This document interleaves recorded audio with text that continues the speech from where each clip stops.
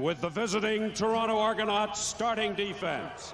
At linebacker, number 38 from Penn State, Reggie Givens.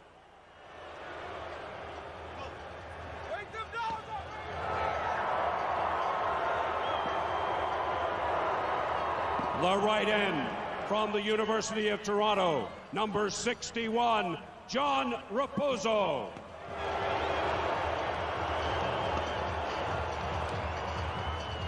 Left tackle from Texas El Paso, number 91, Demetrius Maxey.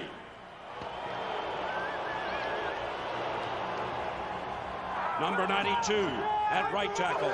He's from the University of Arizona, Rob Waldrop.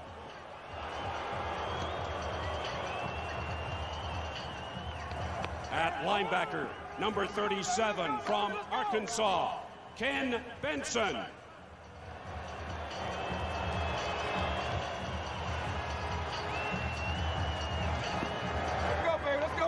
Number 50 from Guelph, linebacker Mike O'Shea.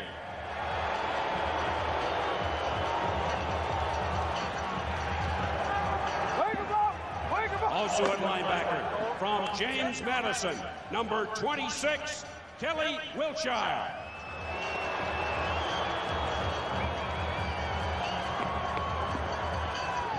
Starting at halfback, number 7, out of Mississippi State, Johnny Harris.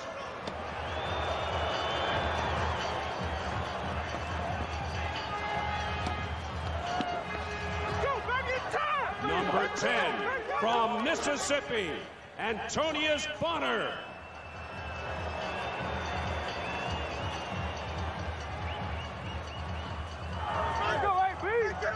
On the corner, number 12, from Southwest Missouri State, Adrian Smith.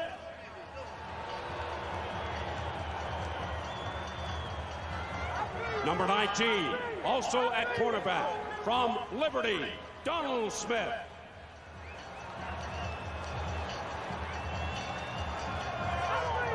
And make it 3 Smiths in a row from the Citadel, number 36, Lester Smith.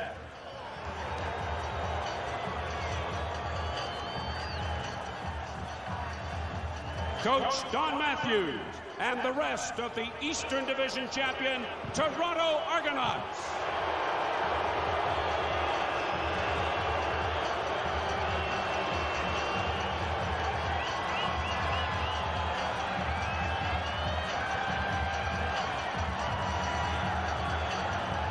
And now, the Saskatchewan Roughriders starting offensive unit. The center from Carleton University, number 54, Carl Coulter.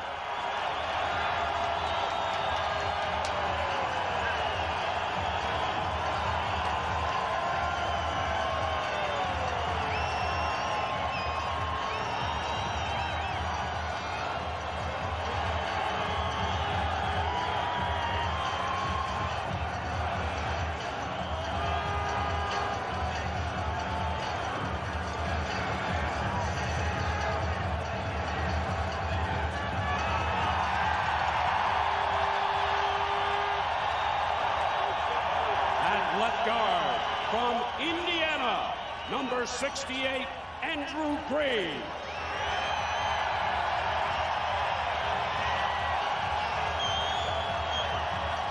On the other side at guard, number 67 from Windsor, Dan Comiskey.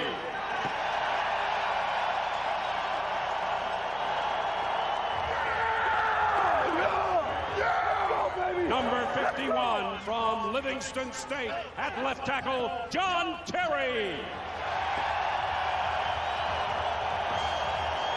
Let's go! The right tackle, number 60 from the University of Saskatchewan, Gene Makowski.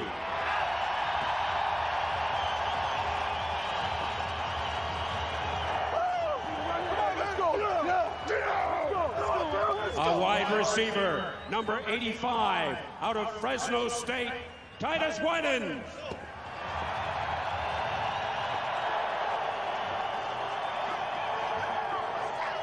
Also at wideout, from Texas Southern, number 80, Donald Narcisse.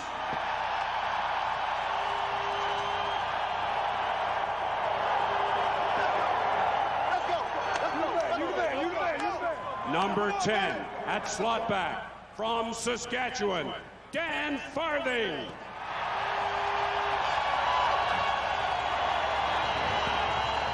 Number 89, also at slot back, from Oklahoma State, Curtis Mayfield. The fullback, number 35, out of Bowling Green, Sean Daniels.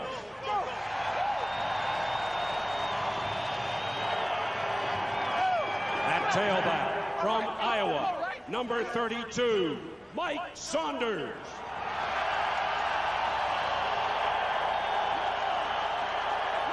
And at quarterback, number 17, from Auburn, Reggie Slack.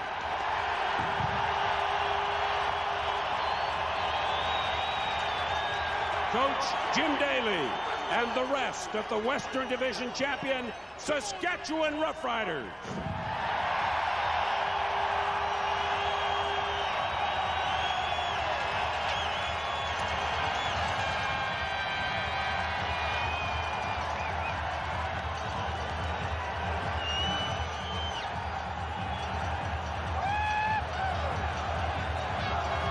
Ladies and gentlemen, here are today's game officials.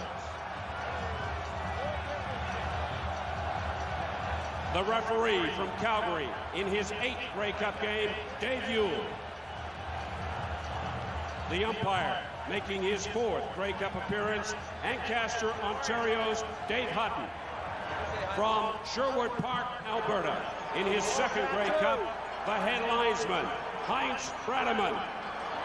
Also from Sherwood Park, in his Grey Cup debut, line judge Darrell Barron. The side judge from Orland Park, Illinois, in his 1st Grey Cup, Jack Lyman. Our back judge is from Montreal. It's his 11th Grey Cup game, Jacques Dacarie. Today's field judge hails from Hamilton. Grey Cup number 8 for Al McColman. Our alternate referee is from Edmonton, Bud Steen. And the alternate official is from Grimsby, Ontario, Kim Murphy. Grimsby. Well, Chris, there was a clear difference in the state emotionally of these teams. The Argos relaxed, the Riders jacked up. Well, I remember when talking to Ronnie Lancaster before the Western Final, he said that a team plays better when they're relaxed. They're not as uptight. They're less likely to make mistakes. You saw Saskatchewan came out of the tunnel, eyes as big as dinner plates, breathing like a pit bull in heat. It's unbelievable right now. They just want to get to the game. Doug Flutie said it after winning the Grey Cup last year in Hamilton. He said, you want to know why Super Bowls are a bore and Grey Cups are exciting? It's because the players are relaxed, as you said, and let their talents come to the fore. And there's Paul Massotti. Played 4-14 2 years ago and suffered through that miserable season, and now a chance to win 2 straight cups, Chris. And a great guy, just a character guy. This is a big veteran on this squad. He knows what it takes. He's a Canadian wideout who is not the quickest, but gets the job done and probably runs as precise a route as a wide receiver does in this league. All right, Chris, the national anthem. Our home and native land, true patriot love, in all thy son's command, with glowing hearts we see thee rise, the true north, strong and free. From far and wide, oh Canada, we stand on guard for thee. God, keep our land glorious and free. Oh, Canada, we stand on guard for thee. Oh, Canada, we stand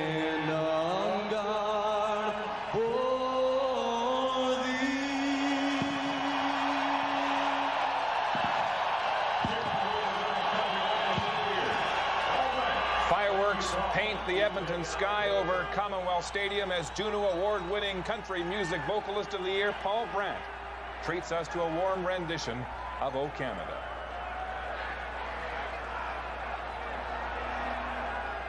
And now, Chris Walby, mere moments to the kickoff itself. The players have been introduced. Now I'm sure their emotions are beginning to subside as they begin to think of the task at hand. As we await the ceremonial kickoff today, 3 of Canada's most decorated athletes will join forces for the kick here at the 97 Grey Cup at Commonwealth Stadium. And wait till the fans see who they have in store for this. Dave Cutler, Tom Wilkinson, teammates of that great Edmonton dynasty of the late 70s and early 80s. Cutler with 72 points in Grey Cup action. That's tops all time in the Canadian Football League. And look at Wilkie. He can still move and still looks like he did when he was a quarterback. Wilkie, of course, coaching college football now, the University of Alberta.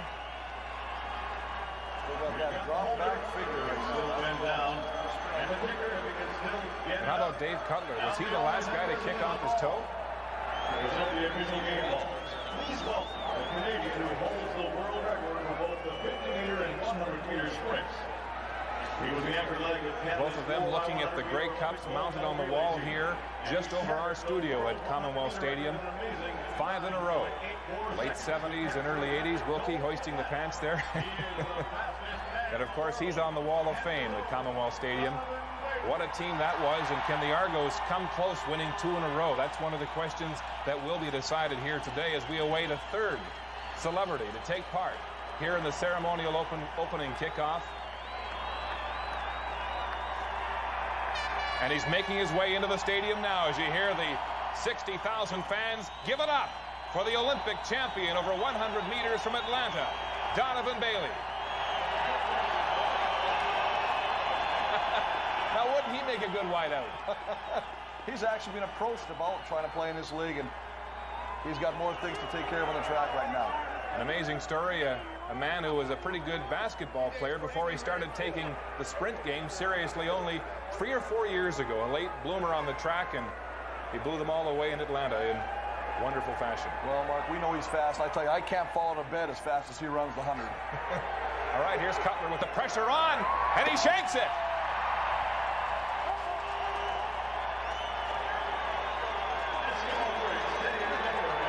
Great moment for Wilkie and Cutler. 2 members of that great Edmonton dynasty. 5 years. Nobody better in the CFL. Patrick Burke from the Islands getting a warm embrace from Donovan Bailey. Well, I think it's just a great thing when you bring 2 greats from the past from Edmonton and Canada's superstar in track and field, Donovan Bailey, out here to celebrate what is the greatest game, the CFL, and of course the epitome, the championship. Bailey, of course, his season, his training just about to become underway. As he heads back south to Texas for training, and referee Dave Buell now going to center field for the coin toss. Earlier in the week, they held a coin toss to decide who would call the coin toss. The Argos won that, even though they're the visiting team. Well, that's a good thing to have right now. I know sometimes we played in the game, and one of the things that happened to us was we had somebody actually flip the toss for us, and we came out to center field, and it was already decided who got the ball. Really? And it was not a good thing. Jeff Giles, CFL's president, to help conduct the proceedings. Dave Buell awaits his cue. Saskatchewan will send their captains, Bobby Jurison, Donald Narcisse, Mike Saunders, and Dan Rasevich. Jurison, Narcisse, and Rasevich, of course, previous experience in '89. And there's Andre Ware, the backup quarterback, who will be the lone Argo representative. What's with that, Chris? Well, I guess that's been Don Matthews' policy, is always send the backup quarterback. He did it last year, same scenario. But if they become successful and defend the Grey Cup and become Grey Cup champions again, he will have different people receiving the Grey Cup. You want the ball, don't you, when you start a Grey Cup, considering these stats? 8 of the last 10 games, the team who scores first wins. This is a great stat. The biggest thing is you want to get going. That's the tail. Mr. Giles will flip it. I'll ask Mr. Ware to call it in the air, please.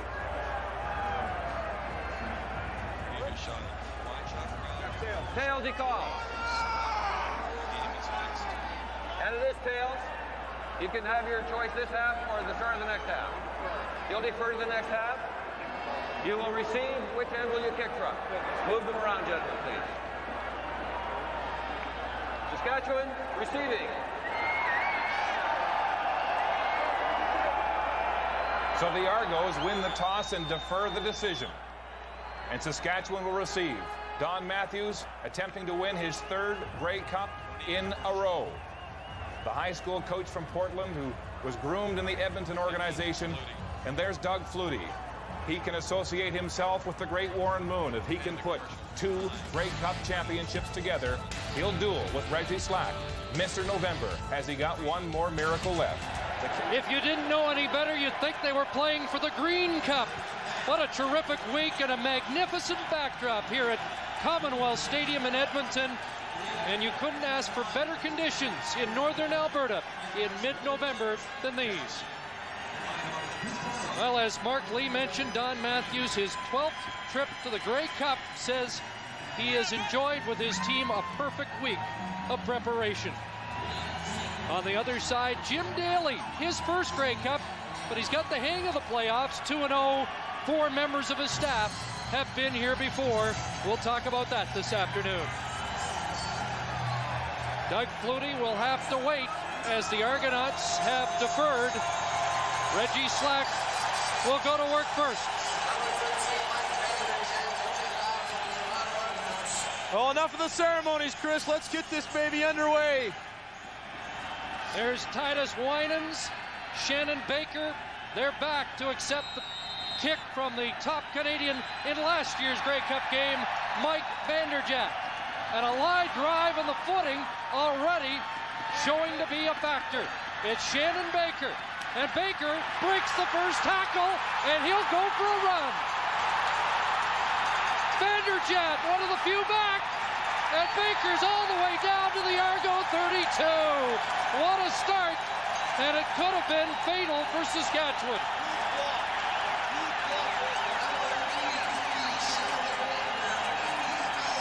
It was a problem, Dave Archer, in the Eastern Final, covering kicks for the Argos last week. Well, we knew the footing might be a problem. We talked about the shoes already slipping there, Titus Winans, but Baker gets over. Now, what happens on a kickoff or a punt, if the ball's fumbled, a lot of times the receiving team gets too close to the returner.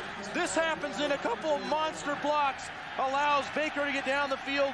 Touchdown, saving tackle. 74-yard kickoff by Baker. First play of the game. Here's Slack. He'll throw off the option. Narcisse with a catch. And he's down at the 27. 11-year veteran Donald Narcisse, the quiet superstar of the CFL. So often in big games, Chris, it's the guys that have been here before that are going to make the plays, and Reggie Slack knows he can count on Donald Narcisse.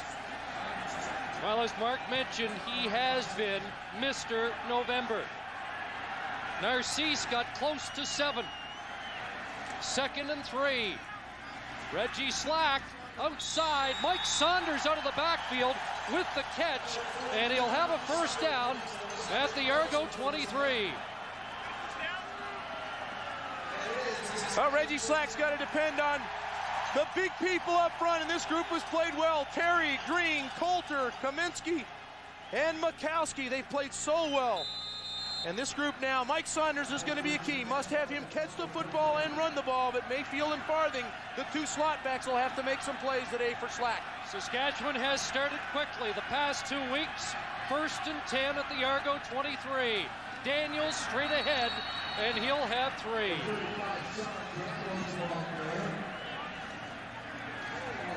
Canadian middle linebacker Mike O'Shea a key. This defense dominant all season. Well, revamped defensive front. Stewart out, John Raposo in. This linebacker core has got a facelift too. Kelly Wilshire will start at linebacker instead of Marcelo Simmons. And the all-defensive player for this team, Lester Smith, anchors a good secondary. 2nd and 7 Saskatchewan from the Toronto 20. Pressure on. Flag down, pass incomplete. as Rob Waldrop was providing the heat. And Narcisse covered by Donald Smith.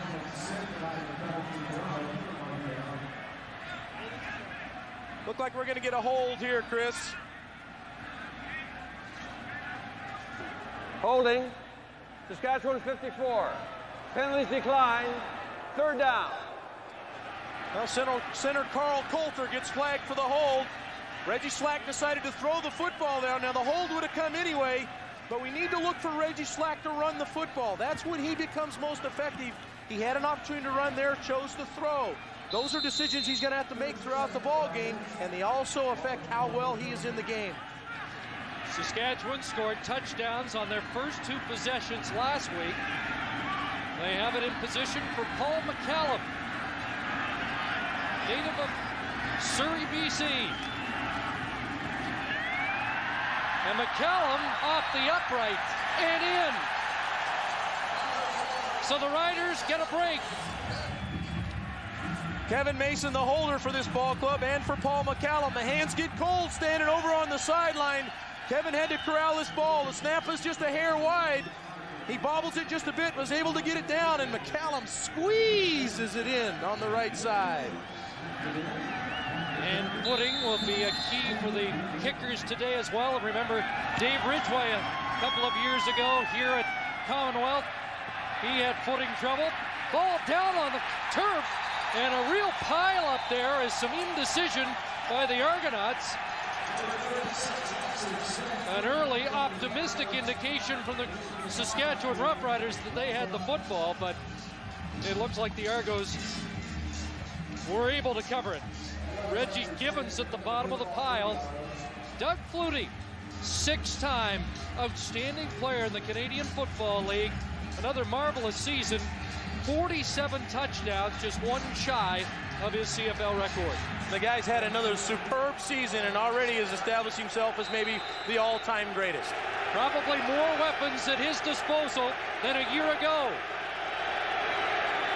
Fakes to Drummond on the first play, outside rookie Andre Kerwin, and he has a catch up near the 39 and a gain of 11 for the young wide receiver who gave up a chance for a medical career to play football. Well, Doug Flutie is surrounded by a super offensive line headed by the 2-time most outstanding offensive lineman Mike Kiselak. And then the weapons. Pick one, they'll all kill you. Robert Drummond, the 2nd leading rusher in the league.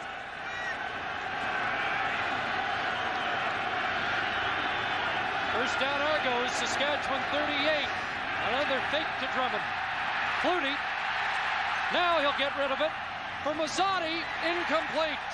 Good coverage there by Todd McMillan. Mazzotti now up with the football. Let's see, are they ruling that a catch?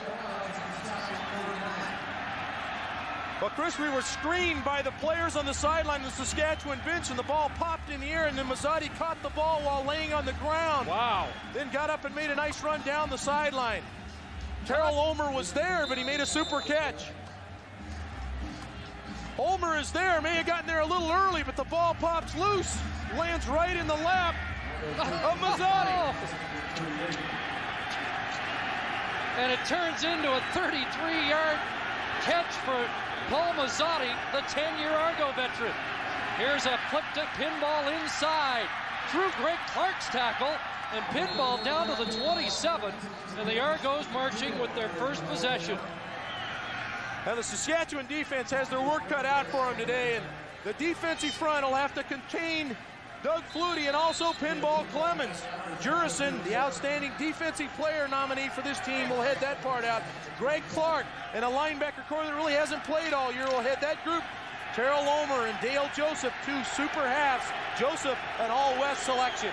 Crowd making noise as Flutie tries to change the play out of the shotgun. And Doug Flutie is going to call timeout or take the delay. And you told me just prior to the game this crowd could cause some problems for him today. Well, Doug likes to do a lot of things out of a no-huddle offense, likes to do a lot of things from the shotgun, which separates him from his offensive line. As much as they like to spread their receivers, can be difficult for them to hear what he's saying also. That situation, Robert Drummond lined up incorrectly. That's why they took the penalty. So it's 1st and 15. Flutie unloads. Drummond underneath. Gary Rogers is there. Dale Joseph moved up. And a short gain to Drummond. Flutie 4 for 4 in the opening drive. Well, Robert Drummond lines up outside. He's just an outlet pass for Flutie. Flutie gets a little pressure and drops it off. But Rogers and Dale Joseph are there to shut that one down for a 4-yard or for a 1-yard gain. Now 2nd and 14. So less than a couple of yards. Dale Joseph shaken up, stays out for Saskatchewan. 2nd and 13. Flutie with time, and it's picked off. Bryce Bevel, the nickelback, playing his first postseason game, has the interception. 4 interceptions during the regular season by the Roughriders against the Argonauts. And Saskatchewan's Rookie of the Year in 1996 has a pick here in the first quarter. Bryce Bevel makes the play for the Saskatchewan defense in the scoring zone, and these are the kind of plays they're going to have to come up with. He led this team in interception, and he's not a starter. He's the guy that comes off the bench as the extra defender. The key to getting an interception is pressure on the quarterback, and that's what Bobby Jurison does so well. The only reason Bryce Bevel is playing is because of the injury to Vincent Donaldson last week in the Western Final. Straight up the middle, Mike Saunders.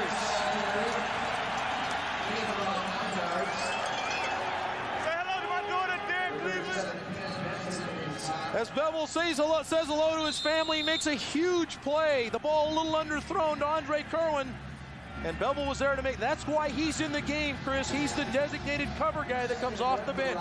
Only the 2nd interception thrown by Doug Flutie in a Grey Cup game. Mike Saunders with a gain of 9, 2nd and 1 at the Saskatchewan 32. There's the option toss. Saunders outside, and he'll be close to the first down. Well played by the quarterback, Adrian Smith. A super play by Adrian Smith. He had to play off the block out there and then get into Saunders' legs, but Mike Saunders' acrobatic move gets the first down. This is the play they featured throughout November. The option play. Saunders is the pitchback. You see Adrian Smith playing off the block, but Saunders uses athletic ability and extends the drive. Surprisingly, in the postseason, Mike Saunders only the 3rd best rusher for Saskatchewan behind Reggie Slack and Sean Daniels. Raposo, early movement, flagged down. And the inside handoff didn't go far. Comiskey up and pushing with Demetrius Maxey. Well, an interesting move, John Raposo in, Andrew Stewart out. Toronto 61. First down receive. Well, to hear Don Matthews talk about it, he says John Raposo adds the ability to run. He's got great speed, but he jumps offside. His speed gets him here. Reggie Slack using a staggered count along with Dan Farthing coming to the line of scrimmage entices Raposo off, and these are the kind of things that a veteran quarterback will get you to do. Raposo to the University of Toronto, 2nd-year man, only a 2nd start. And on 1st and 5, Mike Saunders across the 40. And there is Andrew Stewart, who led the Argos in sacks on the year and is now playing a backup role. And not happy about it. We heard from Caroline Corey earlier before we came on with the game. Talked about how upset he is, and he's willing to talk about it too. Very upset with the way the situation's broken down for him. 2nd and 2, Saskatchewan. At their 41. Slack rolls right, throws outside, and there's Narcisse with the catch. 2nd most catches in CFL history. Jim Daly says he's not slow, he just runs patient patterns. And that might be a key. It was funny when he said it, but because this field is the way it is, he runs good routes on a bad field, and he ran a great little quick out there to allow Slack to stick him with the ball. Now another set of downs. He's been huge in the playoffs, as had Reggie Slack. These are the kind of guys that step up for you. He was an '89 Grey Cup. One of only 4 left. 1st and 10. And Saskatchewan doesn't get the playoff. Time count violation. Saskatchewan 17.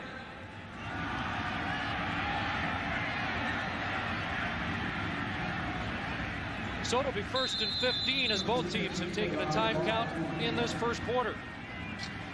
Well, this is a ball control offense, meaning they take bits and pieces of a drive and put it together. They've just snipped out a couple of first downs here. So taking 5 takes them out of their realm a little bit. Slack was brilliant, handing the Argos their first loss of the year, but Toronto shut them down the second time. A pass, and over the top, the defensive play made by Donald Smith in his 3rd Grey Cup game. And the fans thought Smith was a little too early on the play. Well, Donald Smith is a solid corner, and if there's a gambler out there on this field, it's Donald Smith. He'll jump the short route. He got beat on the little quick out, but Donald Smith, who had 4 interceptions on the year, has another talent. He's an artist. And on November 22nd and 23rd this year, he's got his own show in Toronto. So if you want more details about that, call the Toronto office and go see some of Donald Smith's work. 2nd and 15, blitz from Wilshire over the middle, and it's picked off. Lester Smith in a battle for the football with Mike Saunders, and the ball hawk safety comes up with it.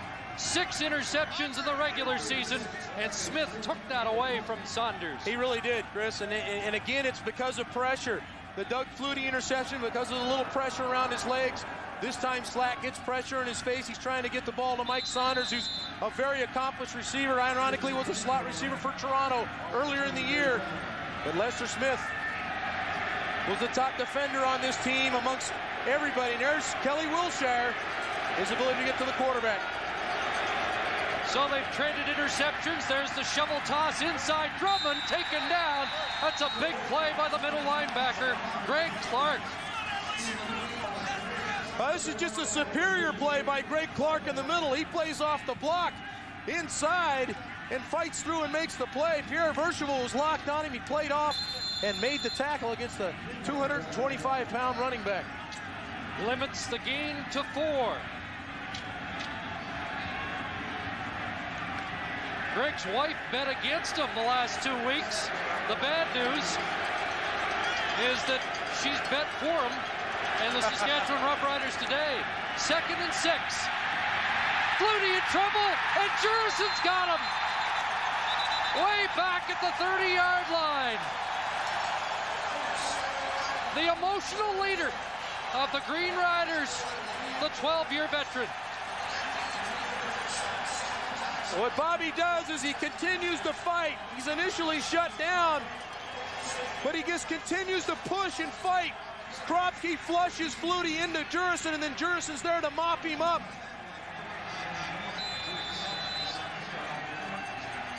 A loss of 17, courtesy of 71, second leading sack man in CFL history. Shannon Baker trying to get outside and tripped up by Eric Johnson. John Raposo's the deep snapper for this team. He's also the starting defensive end. You want to talk about emotion and hitting people? Raposo going to introduce you to it right there. Curtis Mayfield's shaking the cobwebs out in the huddle right now. Eric Tillman was saying that was his concern about Raposo last week, having to play every down on defense and then having to make some critical snaps late in the game. Wasn't used to it, but he got the job done. Here's Slack looking for Winans, and it's knocked down at the Saskatchewan bench. Antonio Bonner made the defensive play.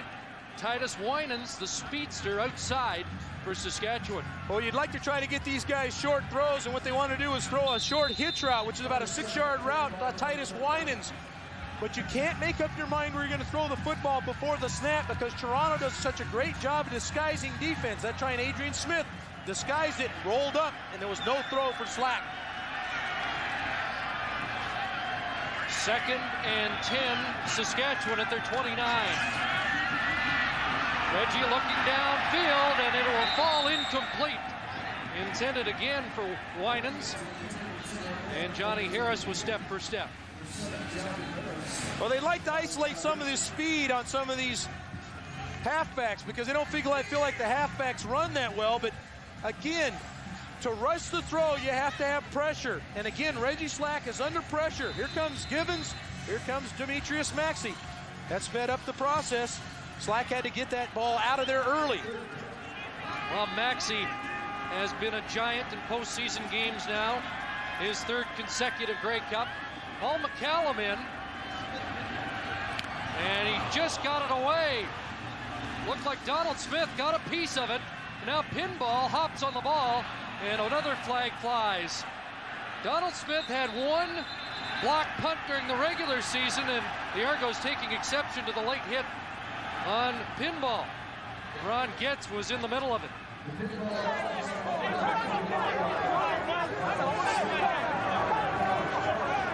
Well, I think when they sort this one out, they're finally going to get a no yards penalty, but here comes the rush. Donald Smith, number 19, flies through and just gets a piece of the ball.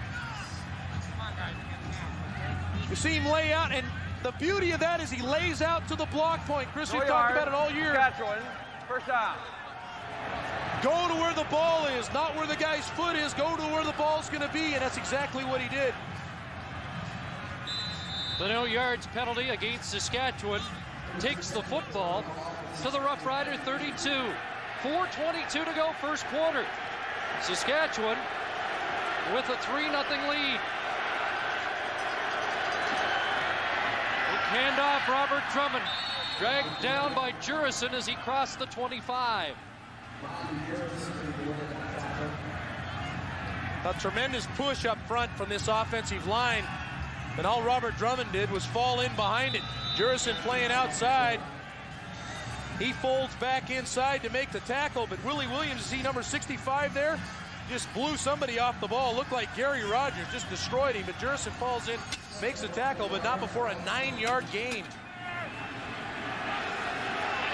2nd and 1, Argos.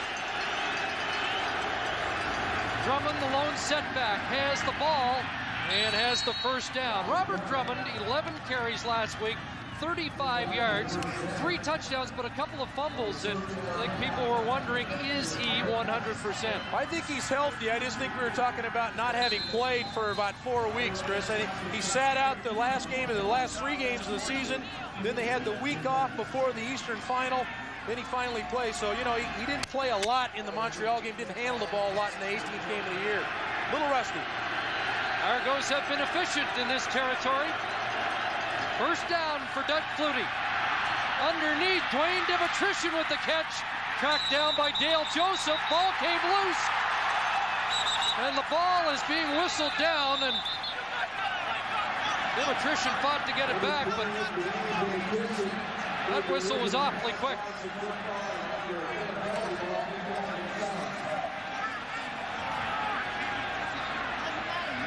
Flutie throws the ball underneath to Demetrician, who's his underneath route, but Dale Joseph, the all-West halfback, gets in, and that ball was out well before he was down. It was ruled dead, however, and it's just about impossible to hear the whistles in this boisterous crowd at Commonwealth. Flutie rolling right, looking over the middle, complete. Down to Mitchell, touchdown, Daryl Mitchell.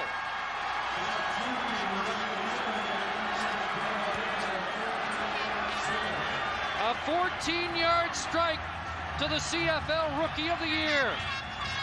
And this is just Doug Flutie buying some time. He'd gotten some pressure dropping and throwing, so now they get him out of the pocket, try to buy him a little more time, get him away from that fast front four that Saskatchewan has. It works out. He has a little bit more time to sort things out. And Daryl Mitchell, this is why he's the Rookie of the Year.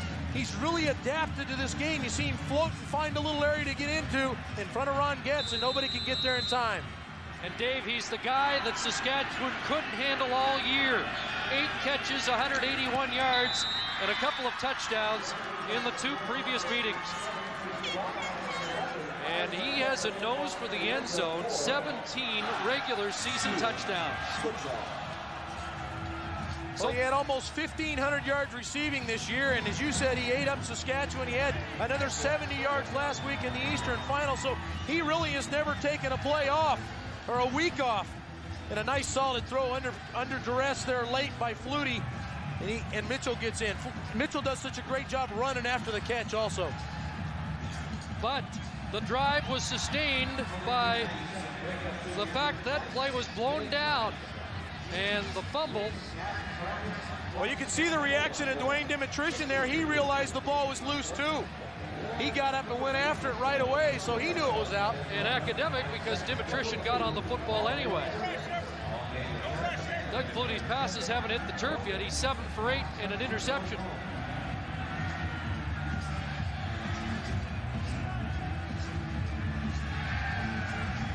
It's an unusual stat.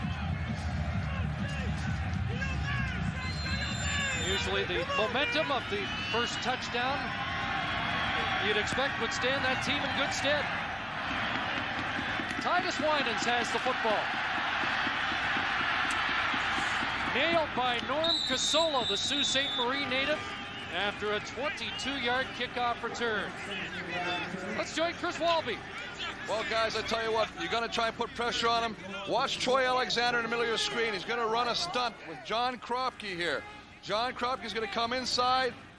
As he's coming, watch him right here. They're going to loop around. Watch what Kislak does. This is called tracking. He tracks him, chops him at the knees. Troy Alexander does not get up. This is the guy that's got 10 quarterback sacks. He's on the ground. This is how you stop that big rush. Two-time Offensive Lineman of the Year, Mike Kislak. You know, you don't realize how much the offensive linemen prepare. Chris Walby did it for 16, 17 years in this league. Mike Kislak has done it at such a high level the last 2 years, but their preparation, what they do to get themselves prepared to play, is just as big as what the quarterbacks and the receivers do. Might be wondering what that official was up to, moving the cheerleaders who were blocking one of the 20-second clocks in the end zone. We've had a couple of time count violations so far.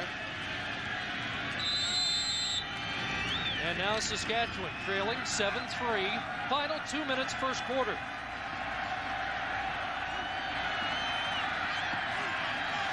At the 38 of the Roughriders. Flag down, Saunders right side. And Mike Saunders across the 40 up to the 43. Looked like the Argos were ahead of the snap.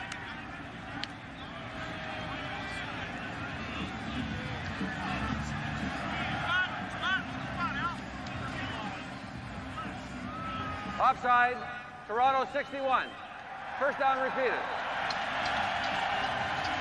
At the top of the screen, you see jumping offside. Looks like Demetrius Maxey gets offside. Or no, John Raposo gets flagged. That's his second flag, jumping offside. So Reggie Slack has has Raposo in his pocket right now as far as the count goes. So it's 1st and 5 for Slack, who drops into the shotgun for the first time this afternoon. Hand off Saunders. Reggie Gibbons with the first contact, and he'll bring him down at the 46. Gibbons fired up. He was upset that no member of the Argos was honored. No defensive player was honored in the awards at the end of the season. Well, we honored him last week with his effort in the Eastern Final. Mike O'Shea, who had a super year this year, an All-East selection, playing in the trenches. A lot of battering going on down there, but you talked about Reggie Gibbons, who made the stop, the last stop there on Mike Saunders. He had a monster week last week against Montreal. 6 tackles and 2 sacks. Second and a couple.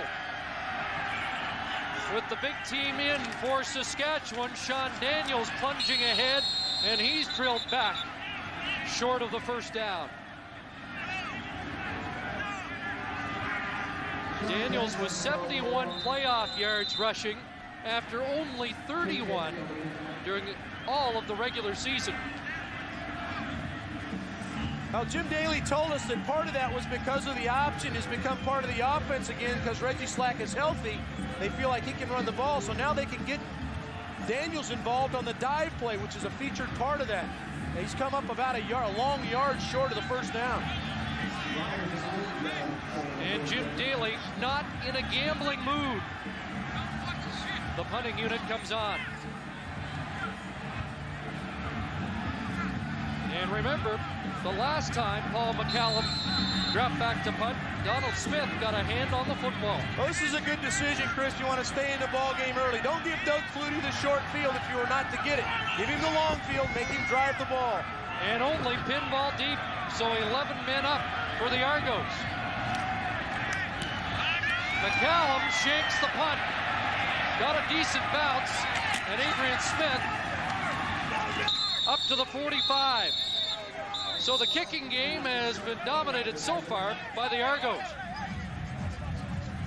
Both quarterbacks in this game are wearing specially made gloves. They're made by Jim Sandusky, the former Eskimo receiver. They have glass cutter palms and neoprene backs. Remember this, Doug Flutie has played in dome stadiums since the end of September, his last outdoor game in Winnipeg. Chris? Here's Robert Drummond, Mark. Remember that game in Winnipeg because Doug Flutie used it as a dress rehearsal for this game and said he wanted to try out the gloves one last time in advance of the Grey Cup. We're through 15 minutes at Commonwealth Stadium, and the Toronto Argonauts have the lead. Now some of the large Saskatchewan delegation here. We're through 15 minutes of football. Saskatchewan scored first, then Doug Flutie answered back, rebounding from an interception and throwing a touchdown pass to Daryl Mitchell. Well, the stats really indicate that Toronto's really the only team that's moved the football effectively, but yet it's only a 7-3 ball game, and I really felt like that it was close after the first 15 minutes, that it was going to be the key to the game. Saskatchewan must own the time of possession, and they have here in the first quarter. They'll have to do that throughout the ball game to stay close with Toronto. John Kropke comes out for Saskatchewan, 2nd and 5 for the Argos. Doug 7 for 8, 82 yards, a touchdown, an interception. And looking for Paul Mazzotti, and the sure-handed Argo receiver is out of bounds in Saskatchewan territory at the 48-yard line. 2nd all-time as a Toronto Argonaut receiver, number 88. Well, Flutie just throws the ball underneath the Mazzotti, who runs a little control route, meaning he's controlling some of the underneath coverage. If the underneath coverage doesn't pick him up, Doug's going to stick him with the ball, and he did there. Mazzotti, his 4th consecutive 1,000-yard season on the strength of 153 yards in the final game. 1st and 10 Argos. Dropped over the middle, and there's Mazzotti. Dave, we've seen this before where if Doug Flutie has something that's working, he'll stick with it. You're exactly right. This is the exact same play he just ran. The first one was against zone. The zone didn't pick him up. Now Saskatchewan goes man coverage, and this time the man coverage is not there. 3rd catch of the game for Paul Mazzotti. Well, Paul Mazzotti had, as you see there, his 4th consecutive 1,000-yard season. He's a guy that really is kind of forgotten in the triangle of terror, and Daryl Mitchell, the rookie of the year. Mazzotti has had a huge year and been a major factor in this team being here. After the Mazzotti pickup of 6, it's 2nd and 4. And Robert Drummond straight ahead, and he'll be close.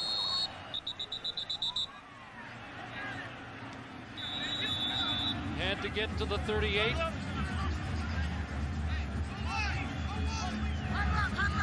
Drummond, a huge factor a year ago in the Grey Cup game, 77 yards receiving, 50 yards rushing. But Chris, when you run the football on 2nd and a long 3 or 4 yards, you're telling the other team that, hey, we dominate the line of scrimmage. And they got a tremendous push right there, but they came up a yard short. So that's Saskatchewan saying, hey, no, you don't.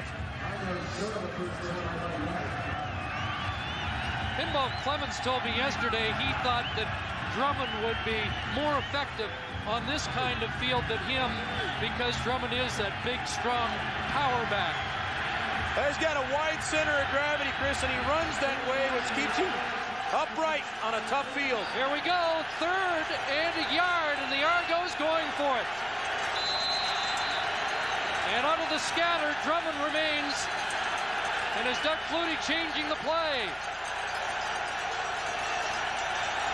Drummond, and he'll have it.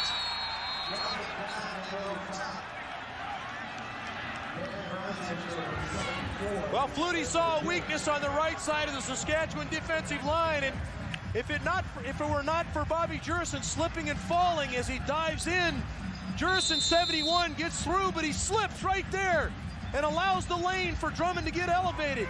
Had Jurison not gone down, he would have collisioned Drummond in the backfield for no gain.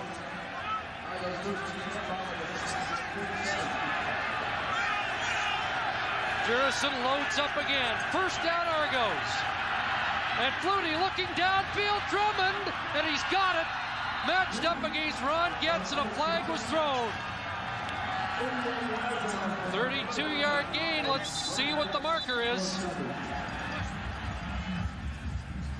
That matchup's going to kill Saskatchewan. Well, that's a matchup they cannot afford.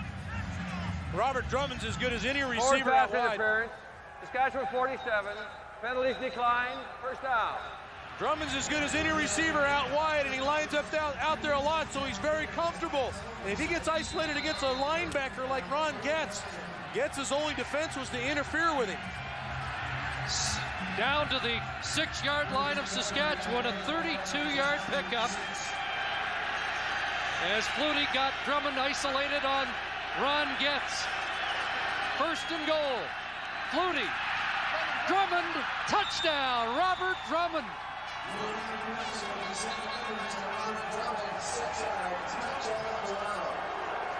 Now this is an impressive play here, Chris, because they faked the draw play to Robert Drummond, and then they actually faked what looked like was going to be a shovel pass with Flutie floating out, and then he just dumps it to Drummond. They do such a great job of making things up in the impromptu thing. See, he wanted to shovel the ball there, but he had pressure and didn't feel like it opened up, so then he sidearms it in. And Drummond has nobody there. He just skates into the end zone. Gary Rogers applying the pressure, but Flutie was able to get it to Drummond, and it's Vanderjet converting the Drummond touchdown. And the Argos open up a lead here at Commonwealth. 1/3 of the triangle of terror is struck for a 14-3 lead, but this was the key play. Isolated against Ron Getz. Now he's inbounds here. Now he's out of bounds. I don't think the contact pushed him out of bounds. I thought he'd reestablish himself as not going out of bounds. He ran out of bounds on his own. Now there was a flag for illegal contact, but they got credit for the catch there, Chris. I think it should have been a penalty, not the catch. Drummond missed 3 games after undergoing arthroscopic surgery. Still had 18 touchdowns on the year. Shannon Baker is nailed as he picked up the ball on the 27, a 50-yard kickoff by Mike Vanderjet. Donald Smith, who has already played a huge factor on special teams with the partial block, and now that solid tackle. The artist. And Reggie Slack already facing a critical series, you would think, for the Roughriders. I don't think there's any question. This is a huge series of downs for Reggie Slack and his offense. Must move the football, need points on the board.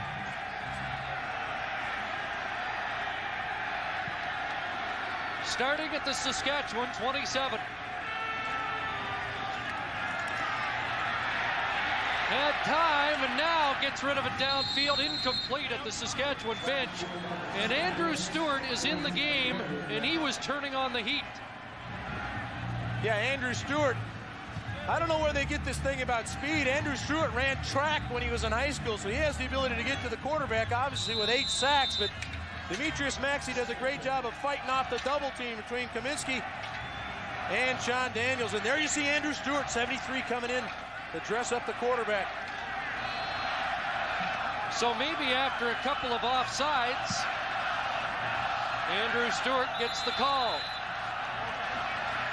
And now Saskatchewan has to take a timeout with 1 second left on the time clock.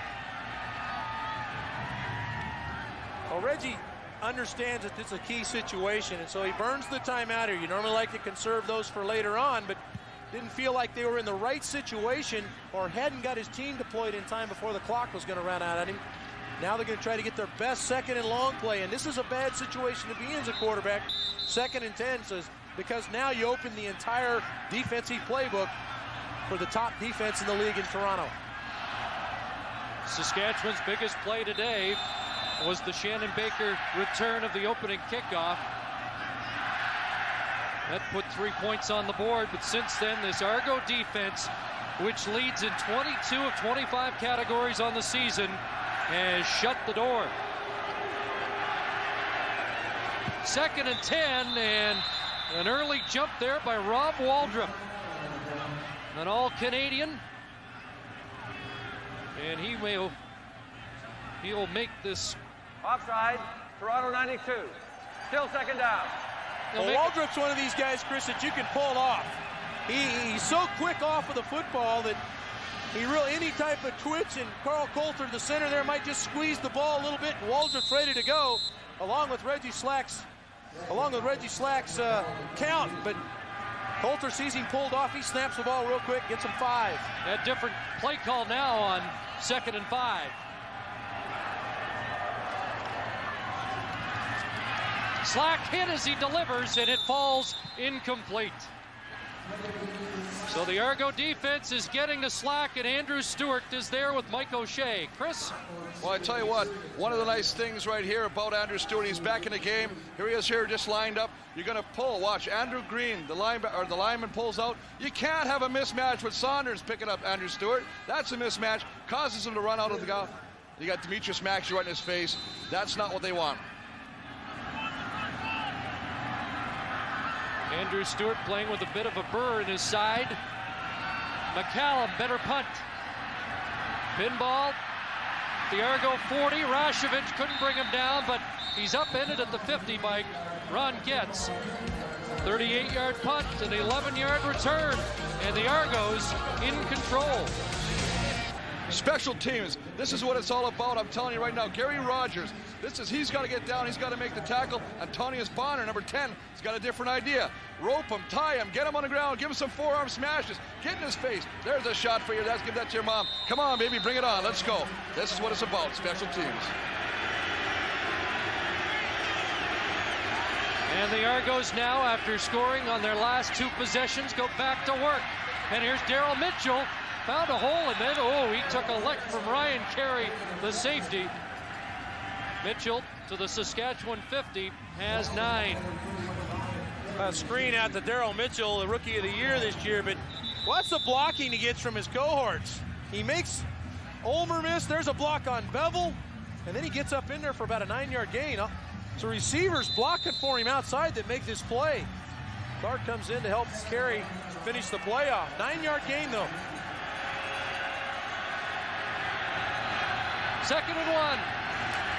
Drummond slipped, but that didn't stop him. He's down to the Saskatchewan 45. Well, Saskatchewan's offense didn't pick up the slack on the last series of downs for their team, so now the defense is going to have to step up. We talked about the field. It's a little frozen. It's hard to get the grip. Drummond gets enough of a grip to hit it up in there for a 1st down. An offensive line really coming off the ball, trying to establish themselves. Drummond had 249 all-purpose yards against Saskatchewan in the regular season, and they haven't been able to stop him here. Blitz on. Flutie slings it outside. Drummond there again. And he's stopped by rookie Eric Sutton. Have a good read by the receivers for Toronto. Drummond realizes blitz is on. He sits it down. He saw him swivel his head back inside. He saw the blitz was on, so he just set it down for his quarterback, gave him an outlet. And more trouble for Saskatchewan. Eric Sutton, the corner who made the tackle, remains down, and that is already a beaten up Saskatchewan secondary with the loss of Vincent Donaldson. And Jim Daly conferring with Dale Joseph about what adjustments will have to be made. Well, the only adjustment they'll make is bring Patrick Burke in at corner. Patrick has started a significant amount of time this year, so he'll come in at cornerback. Well, the rookie corner of Saskatchewan remains down after the heavy contact with big Robert Drummond. And you're exactly right, Chris. It was the contact with Robert Drummond. That's a cornerback, 5'10", 178, as Patrick Burke will replace Sutton. Sutton is 5'10", 178. He ran head-on into 6'3", 220-pound Robert Drummond something has to give, and it looks like it might have been the shoulder of Eric Sutton. Let's join Chris Walby. Well, I tell you what, guys, why is Robert Drummond so successful in short yardage? Watch the battle of the rookies. Chad Folk, the right guard, is going to come off as we run this play right here. He's going to come off right on Nelson Van Ways right there. He turns him to the outside, allows a huge hole for Robert Drummond to run through. That's 2 rookies getting at it in this big game. Drummond's been unstoppable. Second down, they go back to Drummond, and Drummond runs into daylight down to the 25. And right now, the Saskatchewan Roughriders can't solve 29.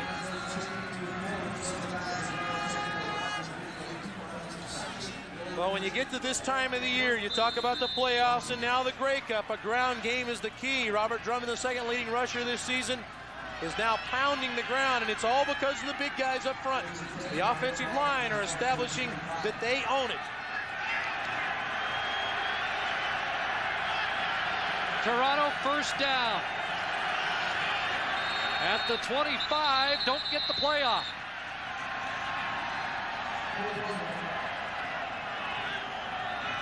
Time count violation. Toronto number 2. Still first down. Well, that time Saskatchewan was coming with a blitz, Chris. They're mixing everything up. They're throwing zone, blitz, matchup, man coverage situations. They really have not found a way to solve Doug Flutie. The only incompletion was the interception. First and 15, and it's Mitchell. And Daryl Mitchell down to the 15-yard line. Patrick Burke came across. Daryl Mitchell, Doug Flutie says, is the most explosive receiver he's ever played with. Daryl Mitchell outside again. It's just a little screen outside to Mitchell. He does such a good job of running with the ball. Great block from Pinball Clemens. Sprung him.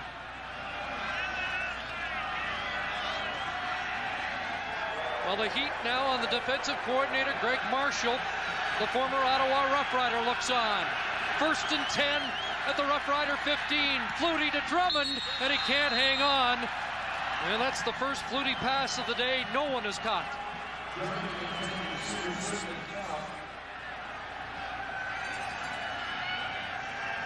Drummond's just coming underneath, and his cover guy gets picked off. Flutie makes a bad throw. The throw is inside. Drummond may score. Doug's in such a big hurry to get him the ball that he didn't plant his feet and throw it. Threw it behind his receiver. Now second and 10 from the Saskatchewan 15. Fans exhorting the Rough Rider defense. Here's the rush, and Flutie gets outside. Looks against the grain into the end zone, and it hit the upright with Pinball open.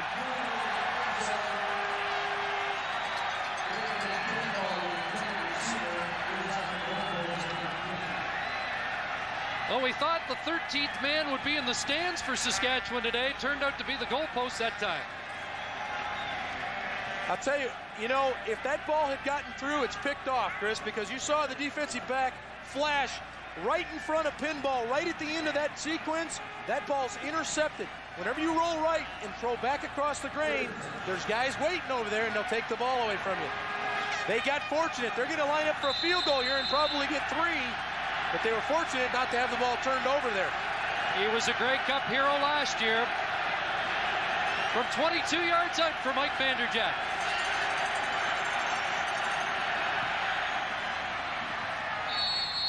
And the Argos now have points on 3 consecutive possessions. Upon further review, maybe the 13th man was for the Argos. Yeah, look right here, Jason Mallett, 22. I'll tell you what, he picks that ball off if it doesn't hit the crossbar or the upright. Doug got away with one there. The Argo bounce has been evident a few times so far today. Shannon Baker from his 25. Baker trying to get outside, and he loses yards as Antonius Bonner, who Chris Walby highlighted earlier, makes the play. This is a poor return, Chris. He's got to hit the crease. They had set up for him up the middle. He gives up on the return and veers it to the outside where everybody from Toronto is, and they rally to make the play. Well, Baker part of an interesting decision made by Jim Daly and Baker down. Rod Harris, who was one of the prime targets this year for Reggie Slack, has been out the past couple of weeks with a knee injury. He was ready to go this week, but Jim Daly, he elected to go with the Pat lineup that got him here. Well, I think that we see here, Baker, he veers away from where all his blocking is, and he pays the price. Donald Smith hits him late there on the ground, but yeah, this is the one decision that I didn't feel like that Daly made correctly. And I mean, let's give the guy credit. He had to make a lot of decisions this week because he had a lot of people healthy. Jason Simmons was ready. Several guys were ready to play, but Rod Harris, as you suggested, was the one guy against Toronto. He had 11 catches for 125 yards in the 2 games against Toronto, so he was the one guy that's really played well against this Toronto team other than Reggie Slack's first ball game. So I'm kind of partial to Rod Harris anyway because he was such a good receiver for me, but I think he would really been a benefit for him in this game. And twice an All-Canadian. Baker to the sidelines. Looks like nothing serious there. We're midway through the second quarter, and they've just announced the attendance. 60,431 at Commonwealth Stadium. Boy, the time of possession, which was in the Roughriders' favor in the first quarter, has changed dramatically. But what a backdrop for the '97 Grey Cup game. And it's important for them to get this group back in the game because, let's face it, this is a home game to a certain extent for Saskatchewan. They need to get this crowd back in the ball game. They haven't had much to cheer about lately. 1st and 10. Here's the option. Slack down the line. Mike Saunders, and that was perfectly played by Kelly Wiltshire, the rookie Canadian, native of Saint Laurent, Quebec. Well, the option play is a featured play in a lot of the U.S. colleges, and that's what Reggie Slack when he was at the University of Auburn. Here he pitches the ball to Mike Saunders, and Saunders has got nowhere to go. But when you talk to coaches in U.S. colleges, you say, how do you defend the option? They say with team speed, and Toronto has that on defense. Wiltshire's only other start at linebacker was against Saskatchewan. He had a couple of sacks in that game. 2nd down and 11. Slack. Good protection over the middle. Dan Farthing has the catch and a much-needed Saskatchewan first down. Well, this is a huge play by Dan Farthing. Farthing's going to come in. Farthing's going to come in from up here. He's going to come into the middle of the field.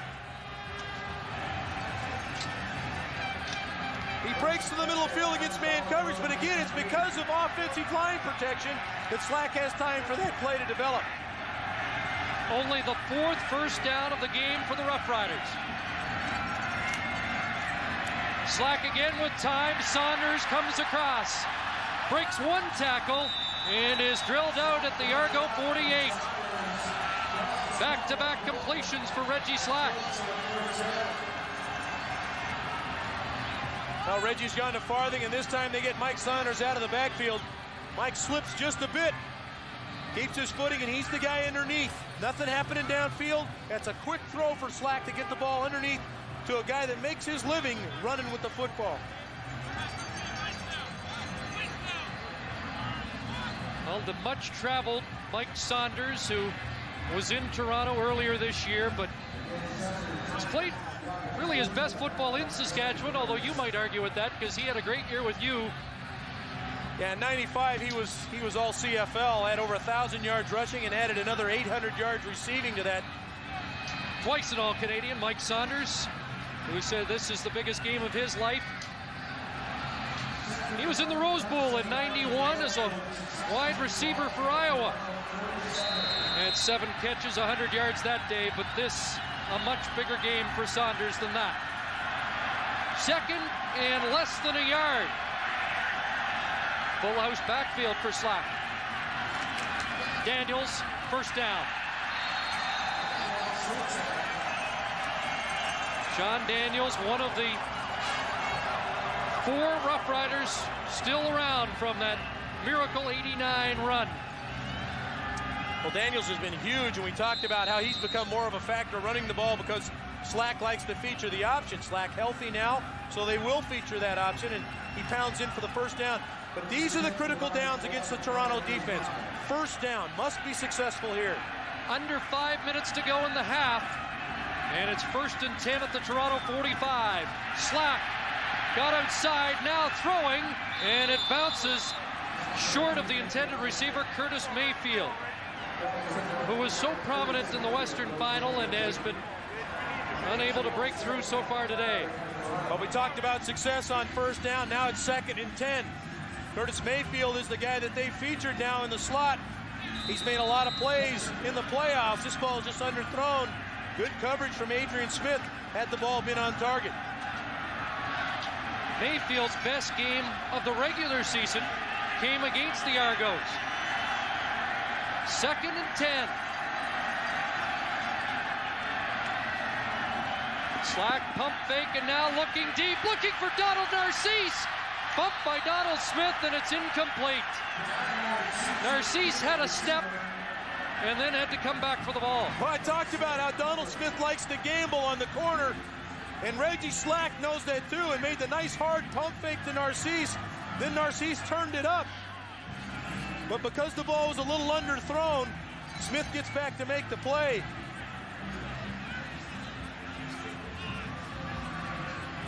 Maxey just shoves Mikowski right back into Slack, but he did a good enough job to give him time to throw the football there. Ball was underthrown a bit. Well, the wind is at Paul McCallum's back. It would have been a 52-yard field goal attempt, but they elect to try and angle this one out of bounds. And McCallum has a good bounce here to Clements at the 5. And pinball initially hit by Rick Walters, an Edmonton native, playing here at Commonwealth Stadium, a fan of the old Eskimo teams, and he makes the stop on pinball after a 38-yard punt by Paul McCallum. Doug Flutie has been a slow starter in the past against Saskatchewan, not today. Yeah, coming into this game, Chris, he really struggled against Saskatchewan's defense. He'd thrown 3 touchdowns and 4 interceptions, but has now tied the record for most completions with Bernie Filoni in the Grey Cup.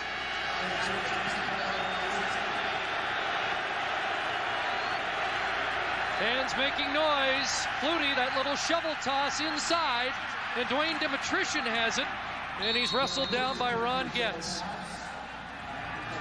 Well, Dwayne Dimitrition, a Saskatoon native, a star at the University of Saskatchewan, and he's in the process of moving back to Regina in the offseason.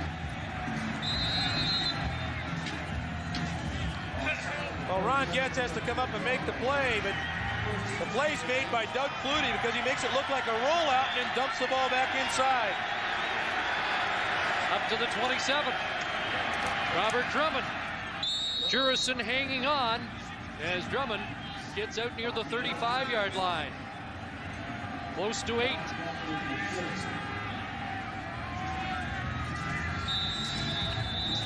And we're down to 3:01 remaining in the half.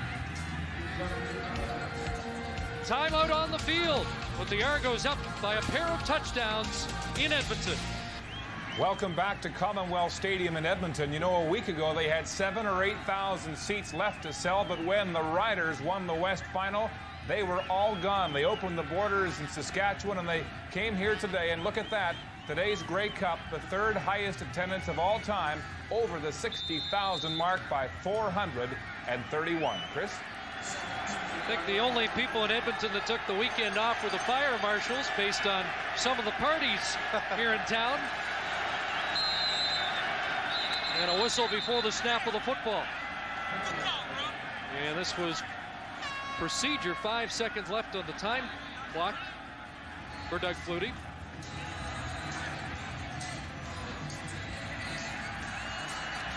Robert Drummond so far this afternoon, a guy who would have gone 1,000 and 1,000 rushing and receiving had it not been for the injury, has 49 rushing. Procedure, Toronto, still 2nd down.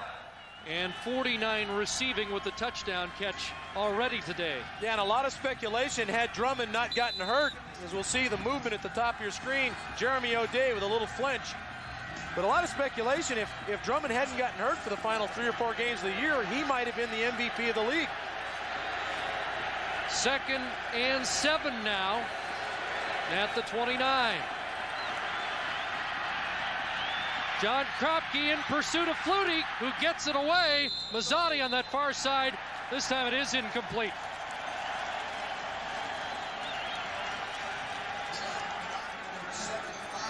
And so Saskatchewan's going to get the football back here late in the first half with a chance to cut into Toronto's lead. Well, that penalty was huge. It took Flutie away from throwing a 3 or 4 yard pass. Now he was 2nd and 7. Had good solid protection by Willie Williams against Bobby Jurison, but things broke down on the other side of the field. 2:38 remaining.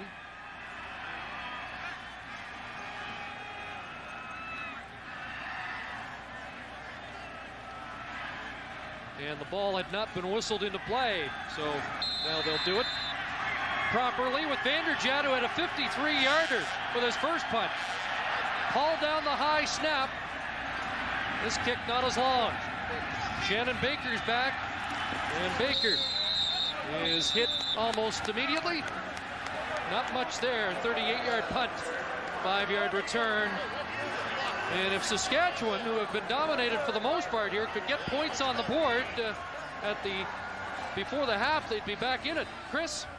Well, I tell you what, when you're playing short yards, you're lucky Toronto took this penalty. Take a look at this and the rear end level.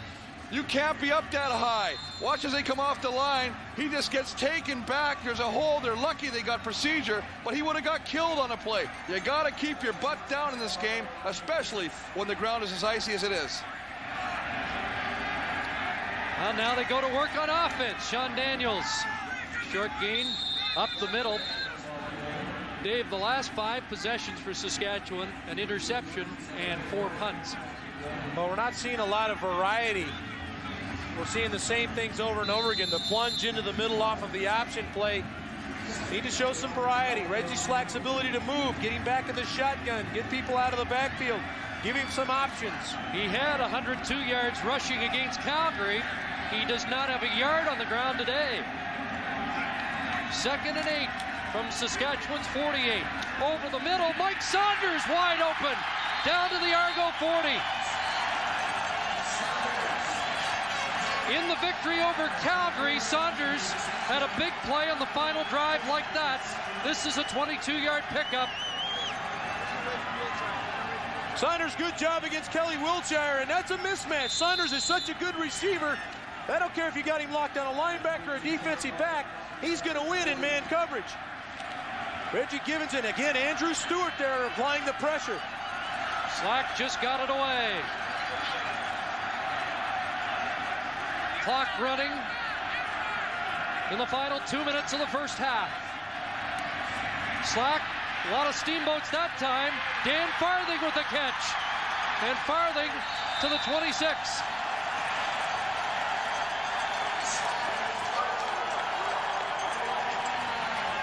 Well, now they're giving this crowd something to pull for. Good decision here by Slack, but again, it all stems from good protection. Good, solid protection up front. Reggie waits and then throws the underneath route against the zone. Farthing has the first down. The Farthing family here in droves. Grandparents George and Grace watching back home in Saskatchewan. First down at the 25-yard line. Again, time for Slack. Open receiver Mayfield. And he's down at the 12-yard line. And for the first time today, Jim Daly's offense is operating at high efficiency. Saskatchewan coming into this game felt that they've got protection on their quarterback, that the defensive backs for Toronto could not cover the speed of these receivers. Good route that time by Mayfield. He comes off on the curl route, plays off the jam of Bonner, and another first down. Knocking at the door, 1st and 10 from the 12 of Toronto. Again, some time for Slack. Saunders, and he steps out near another first down. Reggie Slack and the Saskatchewan attack heating up. We talked about Mike Saunders' ability to catch a football out of the backfield. He's the inside receiver, just floats into the flat. Slack with a good accurate throw. Dave, he's there, Robert Drummond. We talked about protection, and that's the key to any quarterback's success, whether it's Doug Flutie or Reggie Slack, and good protection up front there by Mikowski. And while the measurement is taking place, Reggie Slack has gone to the Saskatchewan bench. You might like this, Dave. Slack's got an extra down here, second and about a foot to go. Well, I think there's a chance for him to take a shot. I don't think they will this close, but Chris Walby, offensive line stepping up. What are they doing different here? Well, I tell you right now, you're right. They're fired up. They're getting some confidence. They're getting some pressure early from Waldrop. They've settled down. The guards especially, Comiskey and Green, have really stepped up their game. The ball is at the 3. It's second down and less than a yard. Daniels, touchdown!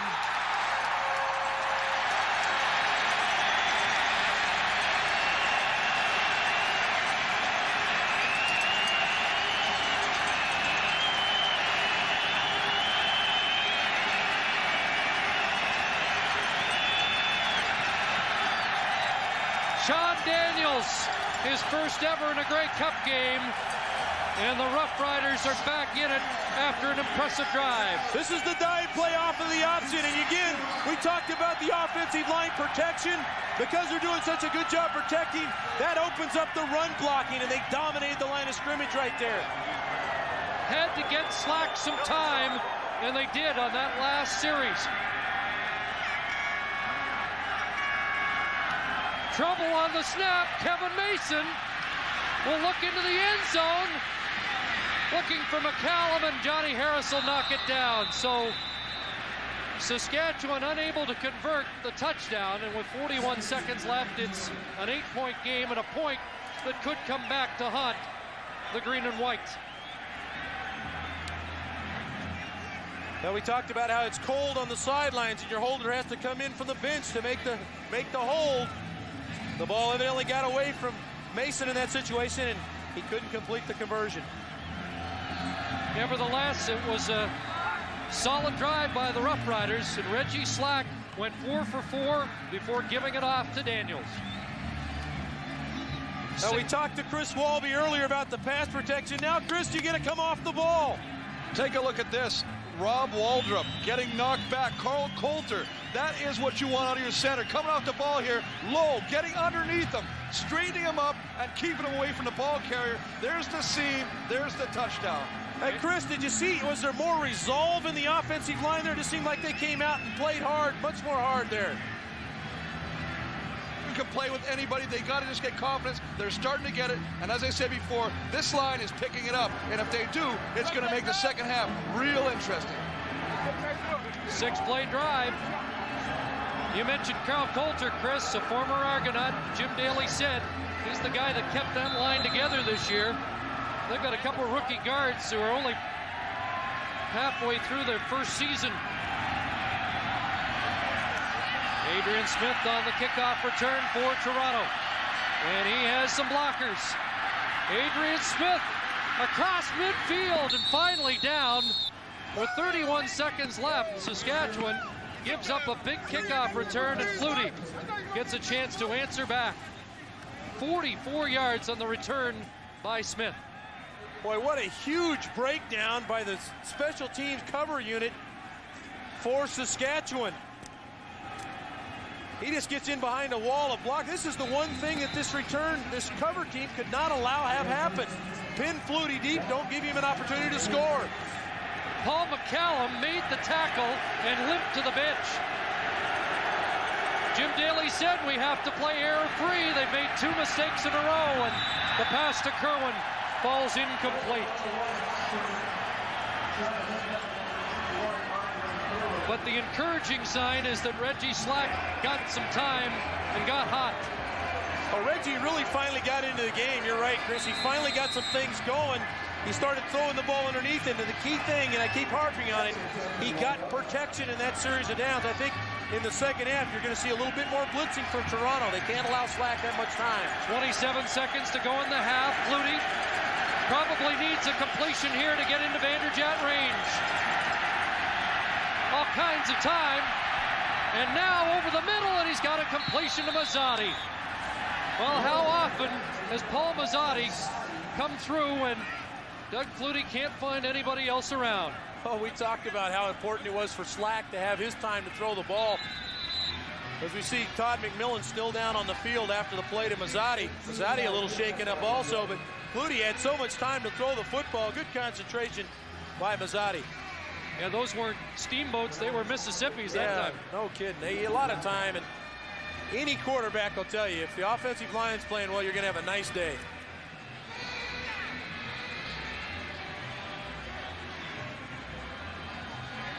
Doug getting involved in the game in a lot of ways.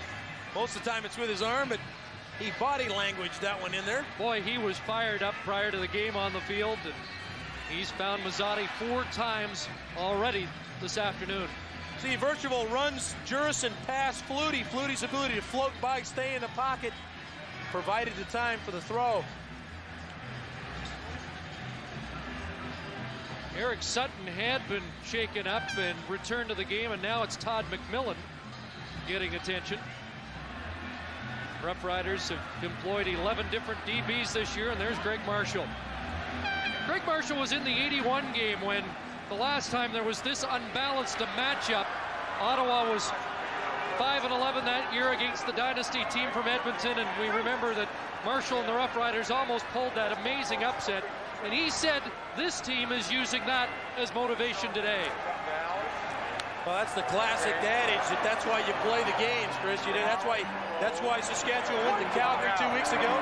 That's why they came to Edmonton last week.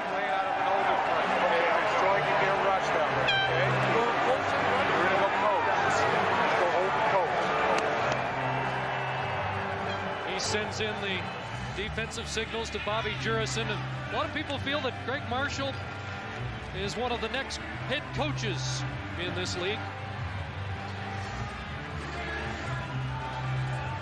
And very slowly McMillan making his way. It looks like that could be a wrist injury or shoulder.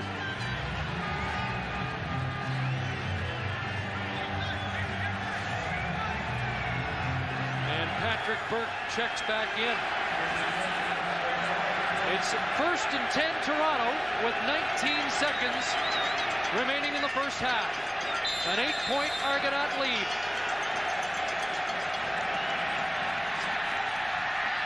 Again, plenty of time, and again, a completion by Flutie. Dwayne Dimitrition has the catch.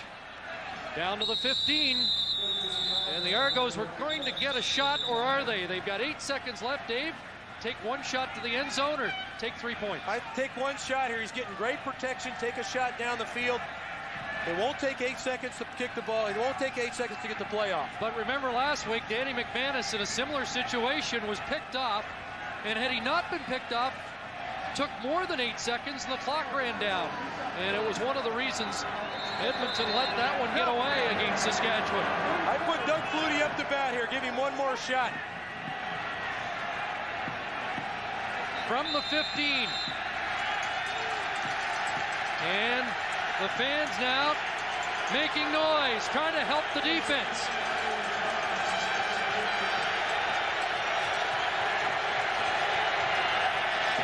Flutie quickly gets it across. That's Mitchell, Daryl Mitchell, and he's down with 2 seconds to go.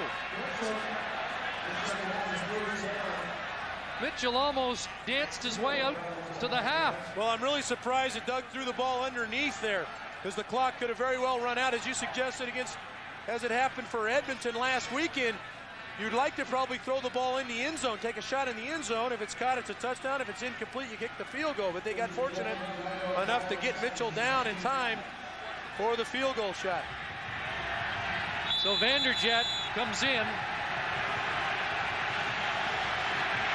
And this field goal from just 12 yards out.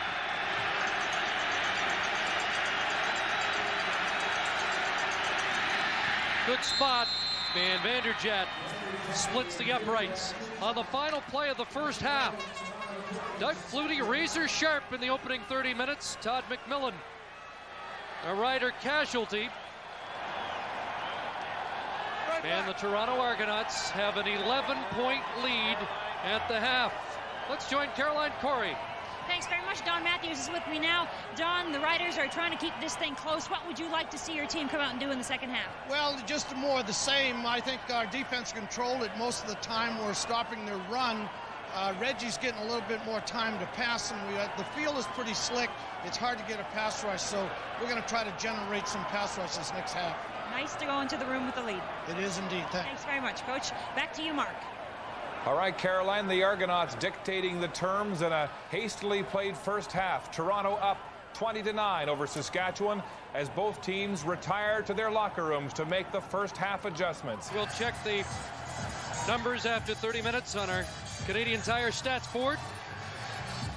Well, everything now starting to shift towards Toronto. They owned the football. We saw the time of possession at the end of the first quarter. That was all Saskatchewan. Now Toronto's owned the football. And Jim Daly alluded to the things we talked about in our halftime highlights were the big plays on special teams. The two things he's talking about was the block punt and then the big return by Adrian Smith. We're underway, second half. And Adrian Smith faked a pinball.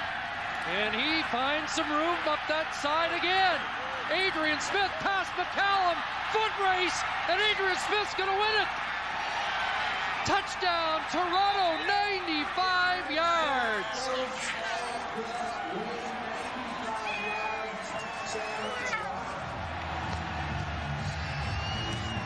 Well, the hole's a little deeper now, Chris, with a huge return from Adrian Smith. And now here's another special teams mistake. They faked the reverse to pinball Clemens. And the Argo fans are cheering. You watch, Adrian Smith is going to catch the ball, and now he's going to fake the reverse to pinball Clemens. Now he finds the wall. Brendan Rodgers with a nice block. And Adrian Smith can fly. Runs by McCallum, the last line of defense. Kind of a weak effort by McCallum there to make the tackle. And then Smith takes it on in. Gizmo Williams last year against Toronto had a 91-yard kickoff return. Smith just topped that. Vanderjagt adds the extra point. And Adrian Smith, who clinched last year's Grey Cup game with an interception in the final minute of Danny McManus, finds the end zone again. So it didn't take long in the second half at Commonwealth Stadium for Adrian Smith to run his way into the record book. Well, Adrian Smith leads his team in tackles on defense. But with this effort by Adrian Smith, the longest kickoff return in Grey Cup history, he's put a huge damper on this crowd here at Commonwealth. 2 kickoffs in a row for Smith that really impact on this game. And Flutie congratulates the decoy.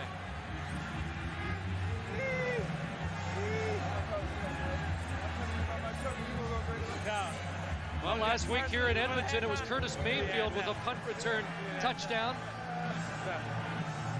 Don Matthews wasn't happy with his special teams last week in the Eastern Final, and he said they were committed to improving that today. Here's Shannon Baker.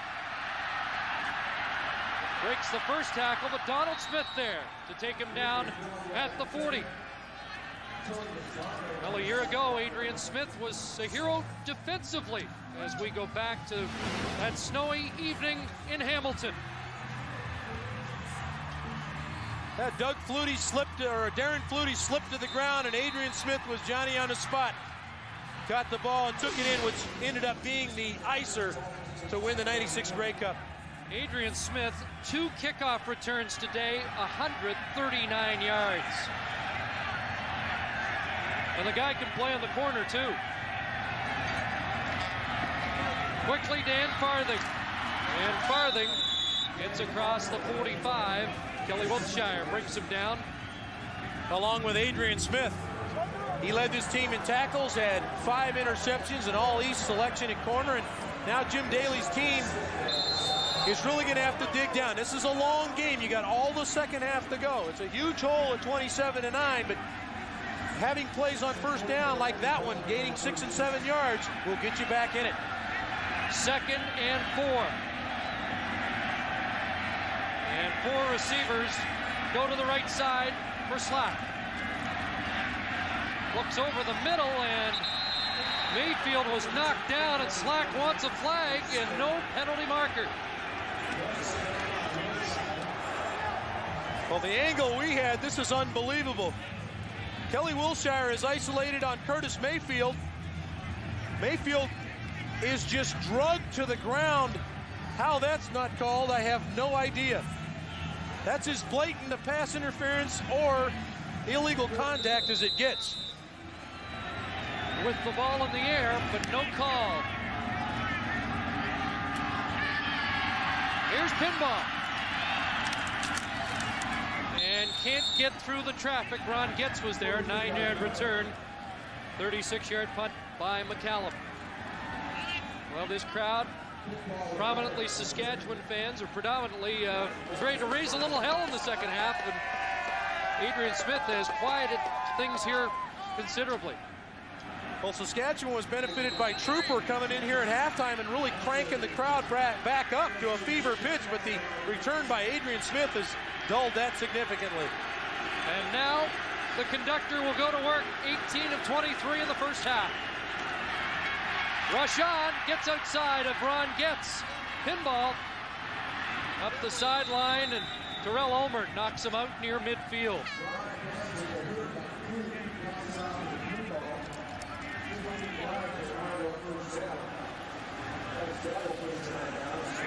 Adrian Smith trying to catch his breath after 2 monster returns, the one before the half, and now this one, 95-yard return, the longest in Grey Cup history. 17-yard pass from Flutie to Clemens. First down Toronto at their 54. Now Drummond inside, lots of room. Robert Drummond, breakaway speed, just upended. Oh, he is an explosive runner. Fullback build, wide receiver speed, and he almost took that one. Well, Greg Marshall, the defensive coordinator, is going to have to reach down and find something for this defense to pull them back in the game. They need something to happen, whether it's blitzing or something, to stop Robert Drummond, Doug Flutie, and Pinball Clemens, and the rest of this Toronto offense, because just a shoestring tackle by Dale Joseph kept Robert Drummond out of the end zone. Joseph, 21, is going to lay out and grab the right leg just enough to trip him up.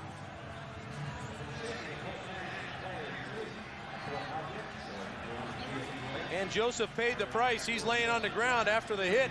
That's not the first deep back today that's gone down after a hit on Drummond. Well, you see the head comes in and collisions Drummond's hip, and then he grabs the leg and drags him down, but can't reiterate enough the fact that that guy's 6'3", 220 pounds, and he comes in and lays a lick on the DB. Chris Walby, what'd you think about that? I tell you what, this is the way you come off the line. The right side of Toronto's offensive line right here. Watch these guys come off on the ball. Joskus takes Jurison. Look at Dan Payne right at the bottom of your screen there. That's your middle linebacker, Greg Clark. He's got to be making those plays. You can't get blown by the guard like that. And Chris, Dan Payne, a member of that 89 team. Here's Joseph up and heading off. Now let's talk a little bit more with Chris Walby downstairs. Chris, you see what's going on with the defensive line. What do they need to do defensively up front to shut down the run? Well, I think they're playing a little conservative right now. They tried to run a stunt the last time, and Getz could not corral Flutie, who threw a little outlet pass to Pinball. They got to start doing something, change up the looks, because he's got them figured out right now. At the 21, Flutie fake to Drummond. Jurison strings him out. Flutie pulls it down and gets outside and skips out of bounds near the 13-yard line. First rush of the game for Doug Flutie, who last year ran for 98 yards in the snow in Hamilton. Well, staying with Chris downstairs, Chris Walby. Chris, you sense that the Toronto offensive line is taking control of the line of scrimmage. How does that make you feel as an offensive lineman? You feel like you're in control of the game?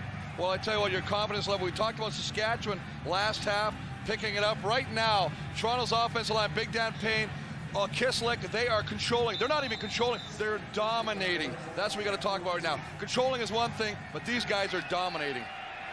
Payne, 6'7", 300 pounds. 2nd and 3 Argos. Drummond, handoff, and the high hurdle across the 10 for another first down. Well, I think that was a good way to describe it. The way Chris Walby just described it was dominating the line of scrimmage. We felt like they were starting to do a little bit of that in the first half, but they've certainly taken control, and it looks as though the kickoff return by Adrian Smith has taken a little wind, some of the venom out of this snake that this defense has been in the playoffs. They've been able to reach out and sting their opponents at certain times. They really don't feel like they have. It doesn't look like they have that right now. Well, they are following the script, and that's bad news for Saskatchewan, who have really struggled in the third quarter all year long. First down, and Flutie goes the opposite way, and Doug Flutie scores.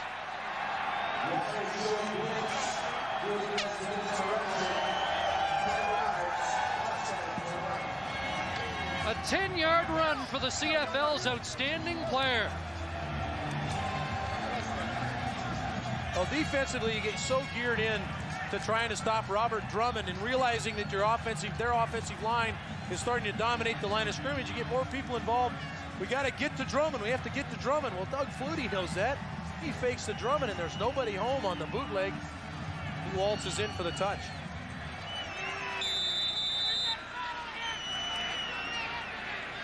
Well, the kickoff return, then the first possession, back-to-back Argo touchdowns with only 4:15 gone in the third quarter at Commonwealth Stadium. Well, the magical Doug Flutie does it again, saying hello to his kids back home. And Paul, how you doing? Well, he realizes that things are happening for his offense. He's gonna play fake right here. He's gonna fake a little pitch, a little shovel pass inside.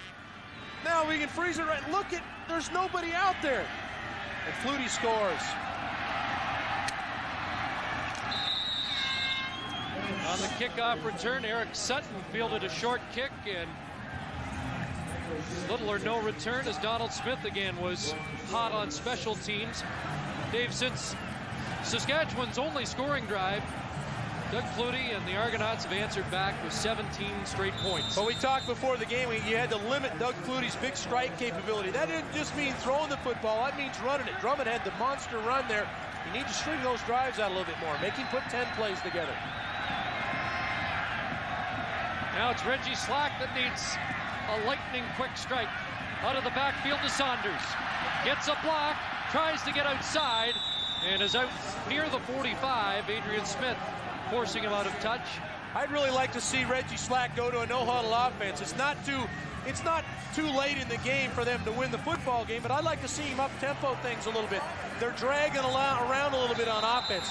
Just get him back and let him throw the football, distribute the ball, and speed the game up a little bit. Maybe lock that Toronto defense into some bad situations.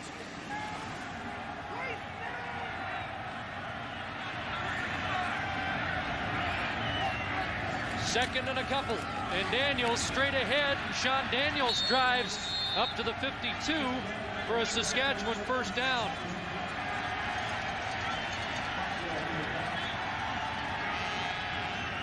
Well, it has to start from the beginning because they have struggled a bit on offense. They've had a couple of drives, but for the most part, they've been inconsistent. So it's about getting first downs to start off with. You know, for that big offensive line, Chris Walby pointed out they were doing some good things late in the half. Those kickoff returns really took the starch out of Saskatchewan's offensive line. First down, Slack gets hit, throws it, picked off. It's Lester Smith, the all-star safety and the top defensive player for the Argos this year, who has the catch. And Reggie Slack is down after taking a huge hit as he delivered the football. Well, we saw the interview with Don Matthews right before the half. He talked about how they weren't getting enough of a rush, so they were going to come with pressure. This time, Andrew Stewart makes the hit, but he's the benefactor of the blitz, trying to pick up the blitz, and then Lester Smith picks up the tip ball. He led the team in interceptions. Yeah, and he has both today. And for the Bermuda Triangle, the Smith brothers, although they're not related, Adrian, Donald, and Lester, it is now 17 interceptions combined on the year. Well, and they've been the Bermuda Triangle for Saskatchewan today. Adrian Smith on his kickoff returns, Donald Smith with the block punt, and now Lester Smith with 2 interceptions. Big hit. Reggie Slack hits the ground from the Andrew Stewart hit. But the hit, now watch the head hit the ground right here. That's where the concussions come. And that's probably where the concern is. He probably just got his cage rattled a little bit. Slack's a tough individual. Kevin Mason, the backup. I would expect to see Reggie Slack back in this game. He will not leave this football game. They'll have to drag him off the field. Been a huge game for Lester Smith. Coming home, Doug.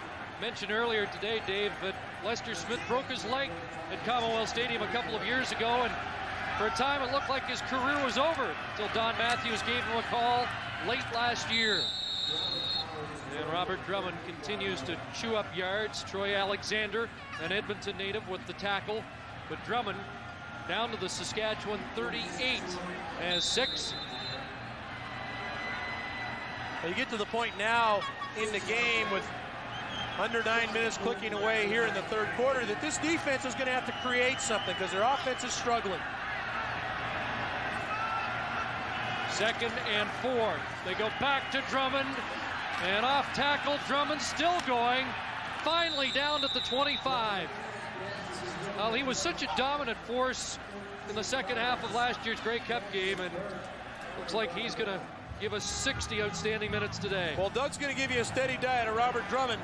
Reggie Slack realizes that, and he will be back in this game. Make no mistake about it. This is his team now, and he would not leave this game. It's too big a game. This is the biggest of all, especially the biggest of his career. He'll be back.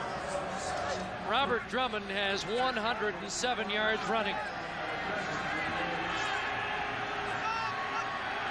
First down from the 25.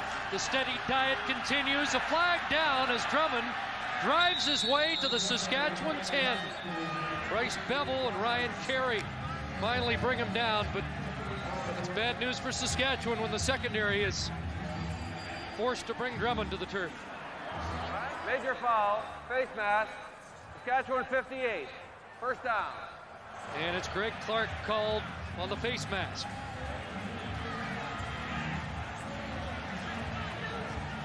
Now Clark's the inside linebacker, middle backer in this defense, and gets wrapped up with Big Dan Payne and then tries to get hold of Drummond and grabs the mask, so legitimate call there. Down to the 5-yard line. The 4th play of the drive, 1st and goal. Guess who? This time he's stuffed. Ron Getz shut the door.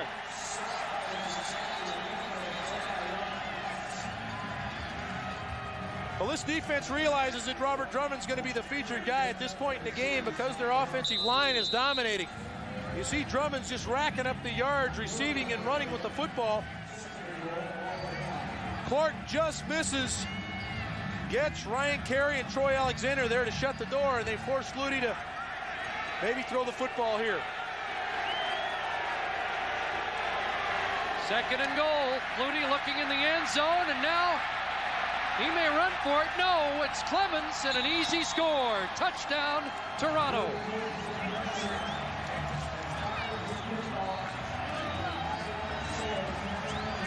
Well, there's not many fans with the blue colors on today at Commonwealth, but they're enjoying what they're seeing. Yeah, all those people back in Toronto that are watching, they're enjoying the Argo romp right now, and Pinball Clemens gets involved in the act.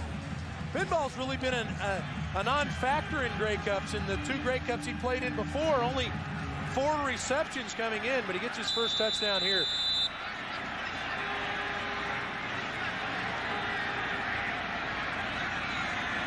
And Flutie and Vanderjet have words before this convert.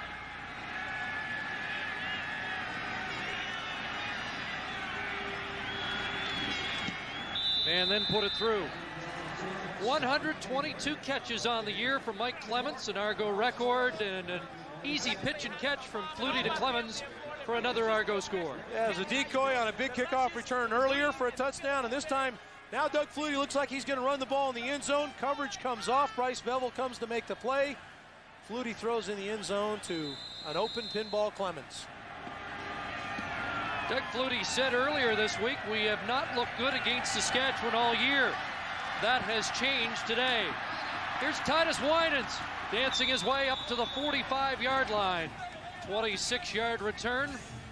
So we take another look at the Clemens score. Very much for your support.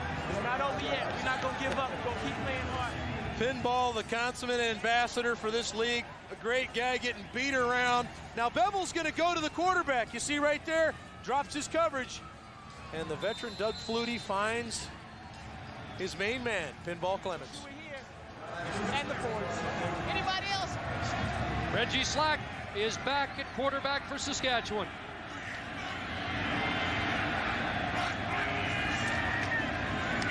Play action. Narcisse.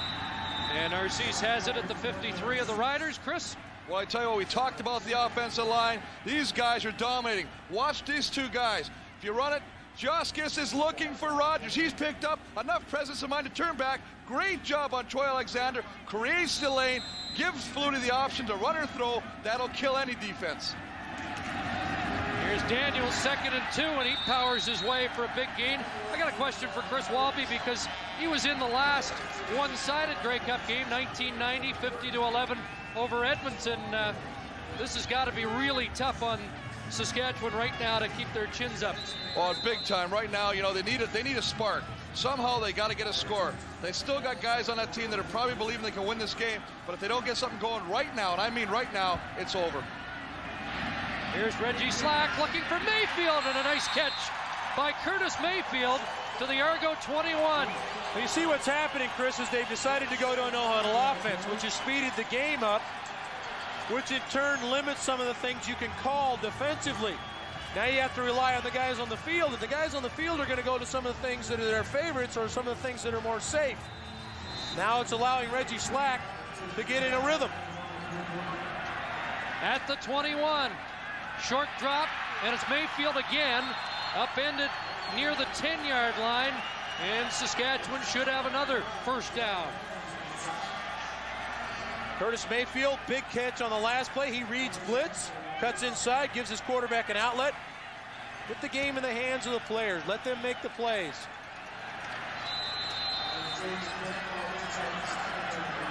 So 1st and 10, underneath. Dan Farthing has the catch at the 6.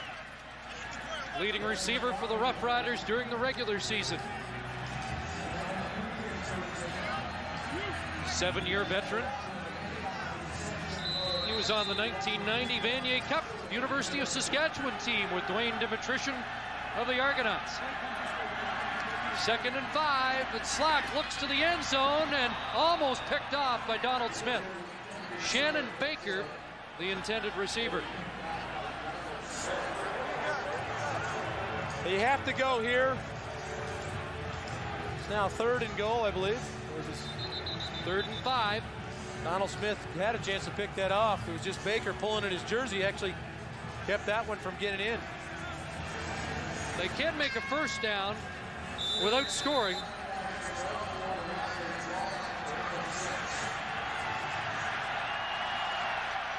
And here's the 3rd down gamble for Saskatchewan.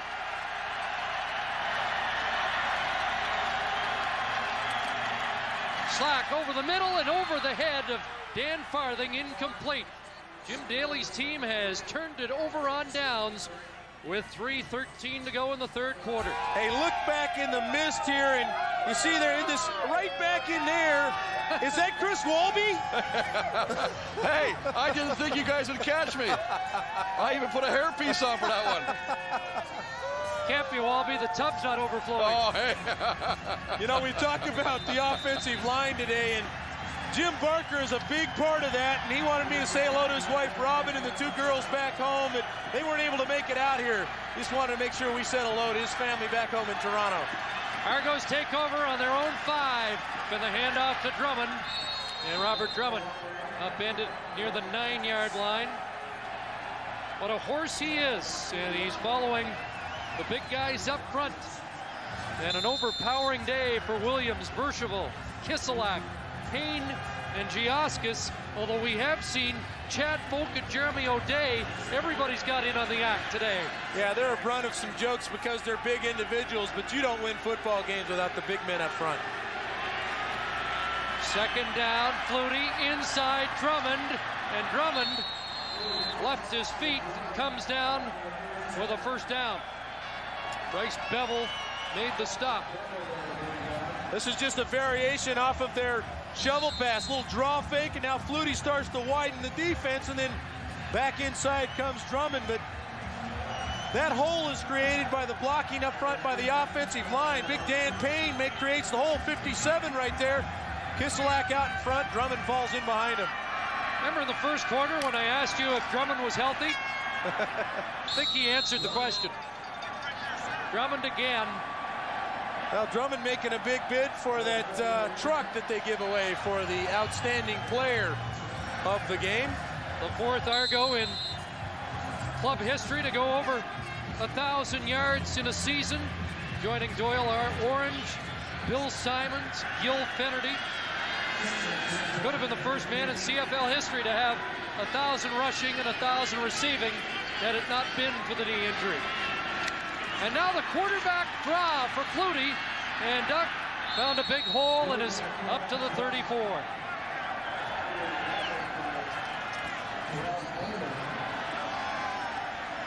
Now this time Doug just floods everybody outside. He's got 3 guys on one side and 3 on the other, and that pulls all the defenders outside, and here comes that big offensive line at you. Mike Kiselak, 63, is going to get on Clark, create a block for him.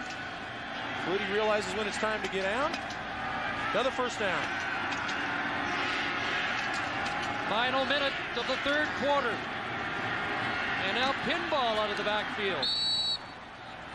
Up to the 37, and 3 for Michael, who came in those last 3 weeks as a running back in place of Drummond. Doug Flutie saying yesterday that it was his job just to distribute the football. I think that's oversimplifying it, or at least taking the glamour out of his job. But he uses all the weapons. And he has some weapons, Chris. He has the best at a lot of different positions. The triangle of terror, terrorizing today. Nice catch there by Dimitrition.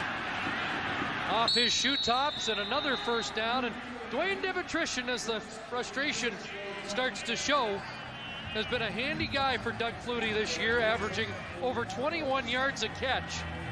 Patrick Burke taking a poke at Mike Kiselak, and some mismatch. You know, talking about Dimitrition, we talked to him before the ball game, and he said his family, and he's from Saskatchewan, his whole family said, who are you going to pull for? I said, well, we're pulling for you to do well, but we're still Rider fans. That's the end of the third quarter here at Commonwealth Stadium. Commonwealth Stadium, where the Toronto Argonauts have scored 24 consecutive points and are in a commanding lead. Coming up next Sunday, can the law take down one of the city's most dangerous predators? Major Crime, followed by the life and times of Gilles and Jacques Villeneuve. November 23rd on CBC, and Life and Times tonight features Don Cherry. If you haven't seen that, don't miss it. Well, Dave, this is the point in the game, I think, that a lot of the Edmonton Eskimo fans may just put the Green Rider material away and go to the neutral. the neutral side of the game, and Toronto took over in the third quarter, and it happened early. The kickoff return, but they've dominated the game on every facet. You see the net yards at 405 yards to 208 there. That tells the story, but the special teams are not part of that. And Terrell Omer, who had just a super season this year for Saskatchewan at halfback, took the brunt of this hit. See the head down on the big back. Dimitrition goes about 225 pounds. And he just got a little stiff neck. Terrell's been wearing the balaclava all week. He came out to practice each day saying, we're here for a robbery, but I think he's been mugged instead. Argos 6 for 6 in the third quarter on second down conversions. Now it's a first down at their own 47-yard line. Flutie Looks over the middle. There's Daryl Mitchell. And the speedy Mitchell crosses midfield, forced out near the first down stick by Eric Sutton. That secondary's been beaten up. Sutton was nicked earlier. Ulmer out now. Todd McMillan was injured. Well, Daryl Mitchell just comes underneath. Doug Flutie throws the football to him, and now Mitchell does what he does best. He had 1,400, almost 1,500 yards receiving this year. It's because he runs so well after the catch. Sutton has to just kind of corral him and push him out of bounds, but close to another Toronto first down. Yeah, it's been a tough job today for the young Saskatchewan secondary. And you talk about how many first-year guys they have in this Grey Cup. They have 4 starters on defense that this is their first playoff experience. The 2 playoff games in the Grey Cup, and 3 of those people are in the secondary. So it's been a learning experience. Doug Flutie and his weapons have come out blazing.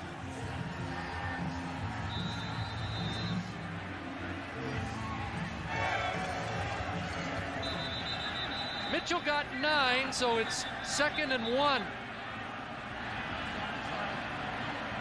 And we've got an injured Saskatchewan Roughrider right in front of the bench, still being attended to and blocked out by those defenders. Dale Joseph. Well, I think you got another defender, another defensive back down. Dale Joseph down. We saw Terrell Ulmer go off earlier. Bryce Bevel is coming to replace him. Jason Mallett has had to come in. They've got people everywhere. Roughriders have needed 11 DBs this season, and they're going through pretty well the entire secondary injury-wise here today. Well, they felt like they needed to play physical. We talked to Jim Daly, and he felt like that was a key. Toronto's come to play physical also. 2nd and 1 from the Saskatchewan 54, and Flutie follows the right side of that offensive line. Kiselak and Payne, and he'll move the sticks. Chris? I tell you what, Chris and Dave, we talk about the size and domination of Toronto's offensive line. Watch the athletic ability of Willie Williams as he comes off the line of scrimmage, draws, lets him come up to the outside, comes on. As he runs up here, watch as he comes. He's going to flash him, athletic ability, come inside, and then find Gary Rogers and destroy him and open a nice hole for Robert Drummond.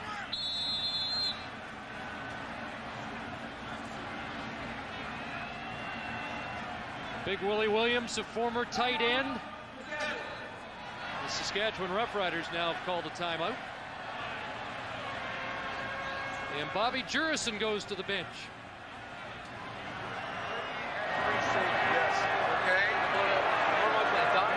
You're the dime, okay? Put Ricky at free safety. Jason and Bryce at a halfback. Hey, get Ricky back. Well, what's happening here is they're trying to sort out their problems in the secondary. Ricky Walters, a wide receiver, slot back, has come in to play free safety. Jason Mallett has to play 1 half, and now Ryan Carey has to play a linebacker slot with Bevel sliding to the half.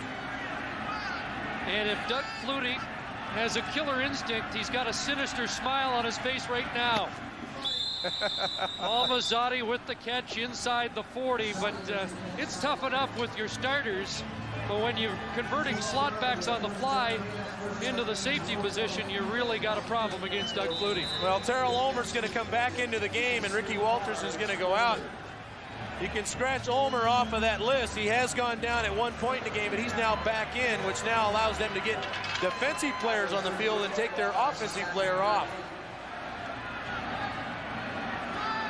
Well, this is target practice now. Pinball.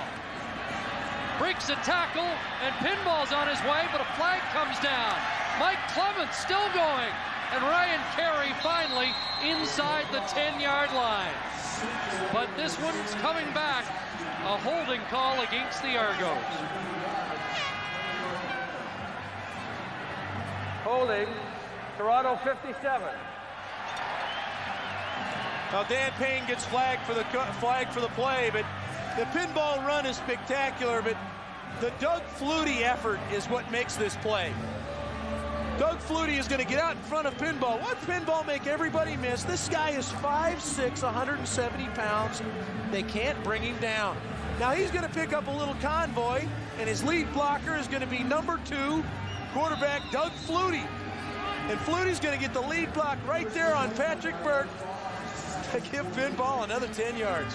Doug was saying at the awards that he called Jeff Garcia after he saw Garcia make a tackle after an interception. He broke down a couple of blockers to do it, and then Doug Flutie leading the blocking there. 1st and 20, dumps it off. Norm Casola has his first catch of the game as Flutie continues to distribute to all possible weapons. Now you get to this point in the game now, and some of the guys that haven't gotten to play much, the Norm Casolas of the world, get a chance to come in and make a play. And Casola now playing the position that some of the featured guys would be playing, the Daryl Mitchells, the Dwayne Dimitritions. Nice reception for Norm. Doug Flutie has used 7 different receivers today. He's 25 of 30. 2nd and 7. Clemens, what a move. Beat Bevel, and Clemens gets another first down. He wasn't sure about his lateral movement on this field, but nothing wrong with it here. And Don Matthews has to look on in just disbelief when he sees some of the things Pinball Clemens does. I mean, Bryce Bevel's got him lined up on the play, and he just swims him and goes right over the top. Gets the first down. Pinball's going to float out in the flat and just catch a little underneath route. Watch this little move. Whoop.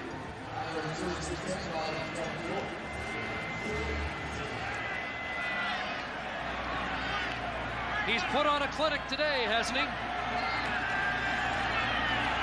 Little shovel pass again to Clemens, who reverses his field. And Pinball, a tough guy to bring down. All 5'6". You don't believe he's 170, do you? No, I'm amazed at Pinball. I've had a chance to play against teams that he played on, and I sat, whenever he touched the ball, he was one of those guys, if you're sitting on the bench, you got up to watch him play, and it's been a treat to watch him play this season with some of the games I've had a chance to do, and he's putting on another show again here in the 4th quarter of the Grey Cup. Well, he breaks records with the frequency of Wayne Gretzky, and he has another in this Grey Cup game. 2nd and 2, looking into the end zone, Clemens! And that one, I think, was deflected by Greg Clark, the middle linebacker. It's a couple of times today, Pinball's been awaiting passes in the end zone that didn't get to him.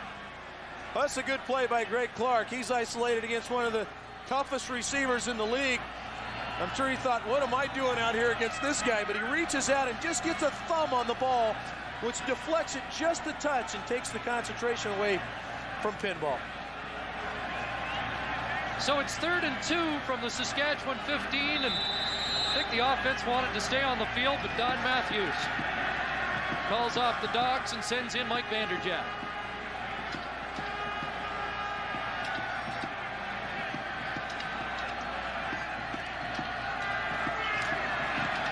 And Vanderjagt puts it through. He has never missed a field goal in the postseason.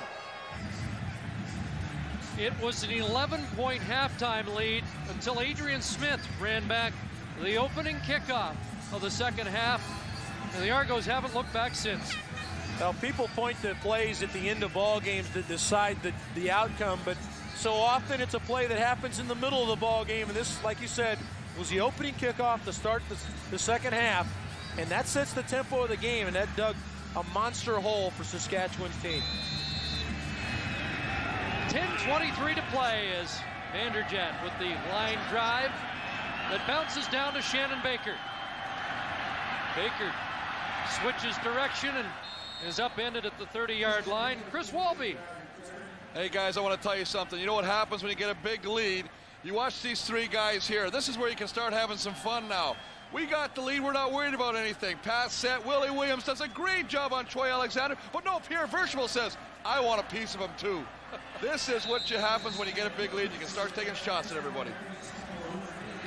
I think Chris Walby's enjoying the line play today. Well, there's been some super line play. He should. What a great veteran Pierre Vircheville is. 10 years in the league, 5 with the Argos. Won his first cup last year. Reggie Slack still pitching. Finds Donald Narcisse. Met Narcisse in the airport last week after the dramatic win, and I said, Donald, I think next week might be your swan song, and he looked at me, dirty look. He's going to play another 5 years, I think. Well, the guy just keeps making plays. He understands coverage. He floats in the zone here and makes a catch, but he's done so many things in this league. And he will go back and be training next week in Houston, getting ready for 98. Great professional, Donald Narcisse. And a first down for the Roughriders. Well, he's one of the guys that had a taste of that 1989 classic win by Saskatchewan with the last-second field goal. His brother, by the way, is in the New York Yankee organization, their AAA club. Reggie Slack goes outside. And that one's picked off the ground by Mayfield. And Mayfield has it knocked away, but there's Narcisse to pick up after Mayfield and run it out of bounds. It's another first down. Nice catch by Mayfield off his shoe tops.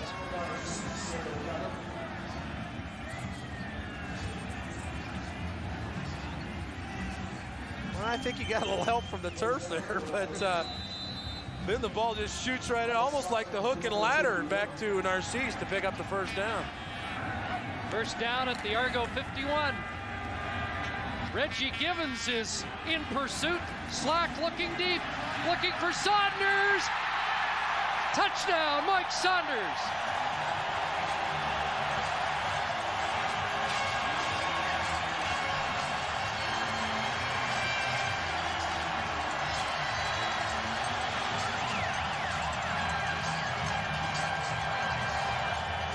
Well, we haven't seen a lot of it today, but that's the strength of Reggie Slack, to throw the football on the run or run with it himself. And this is a strike to Mike Saunders. Saunders is just on the post route, which means he's going straight down the middle of the field. He sees his quarterback scramble.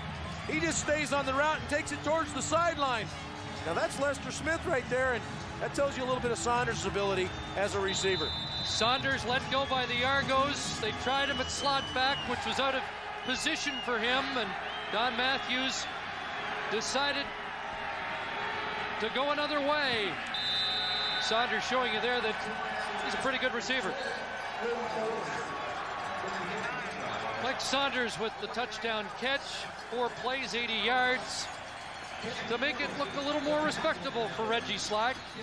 Well, the plays have been few and far between. Saunders is coming out of the middle of the field, running the post, and Slack scrambles out of the pocket, and Saunders stays on the route, and Slack shows the gun, loads it up and lets it go, and it's a perfect throw. Well, Saskatchewan scores, and is it imperative to try the short kick? Instead, they just kick it away.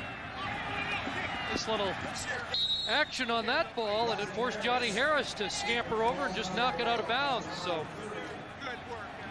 guess it was a longer version of a short kick for Paul McCallum, but the Argos maintained possession. Looked like a little wedge shot there. He shut that down. Had a little about an 8-footer left for birdie. Yeah, knocked it down the way you did at Glen Abbey that day. With. Yeah. Well, we are seeing the greatest player in CFL history at his best in a stadium where a lot of people said he could not excel in November. He's answered all the critics, hasn't he? Yes, he has.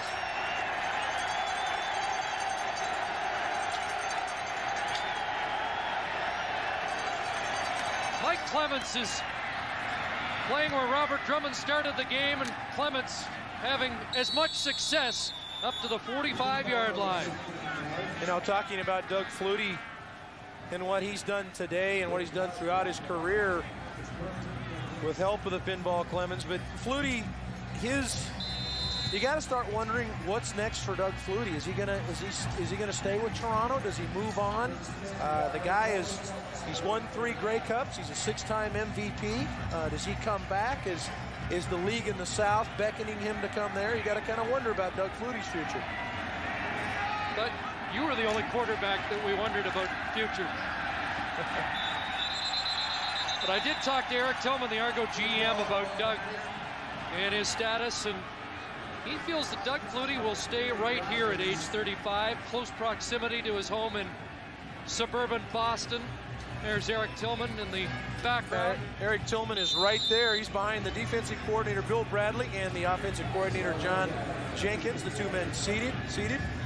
he feels that Flutie is in an environment that Doug has certainly not disagreed. It's a happy environment right now. He loves the CFL game. I guess the only thing left is to build this dynasty even bigger. Flutie over the middle, incomplete. And there was some traffic there. Mazzotti looking for a flag on the 2nd and 11 play. And Patrick Burke probably got away with one there. Well, I think at some point we're going to see Doug come out of the ball game. He's had a super day, but he takes a big shot on the legs from Rogers.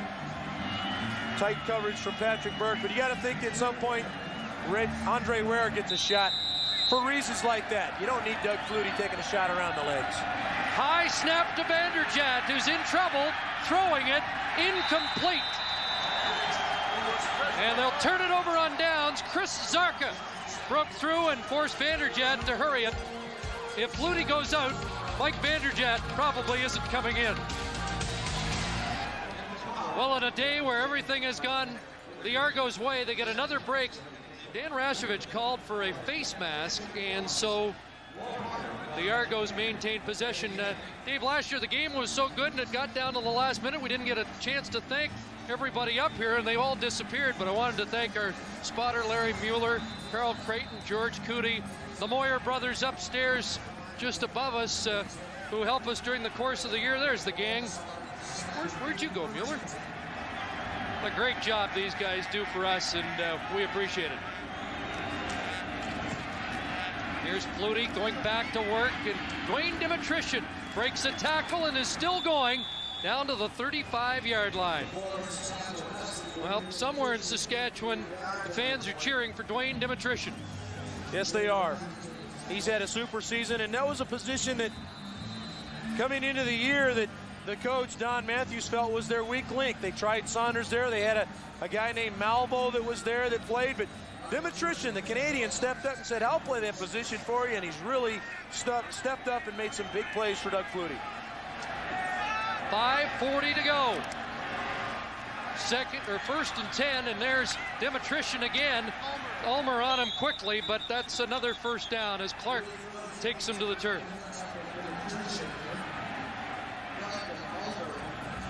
Lafreniere Cup star, and Robert Drummond cramping up now, and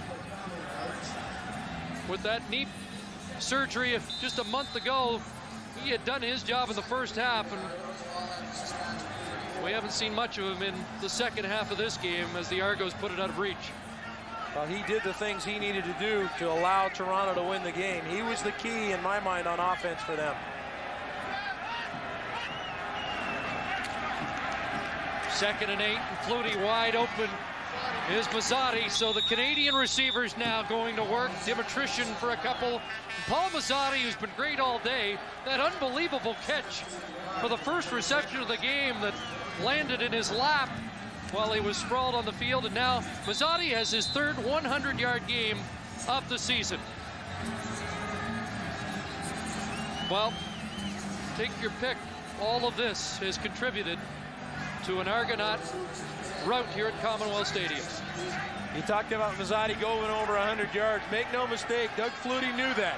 He wants to get all his people involved. And now he gets involved and steps out of bounds as a marker flies near the end of the play.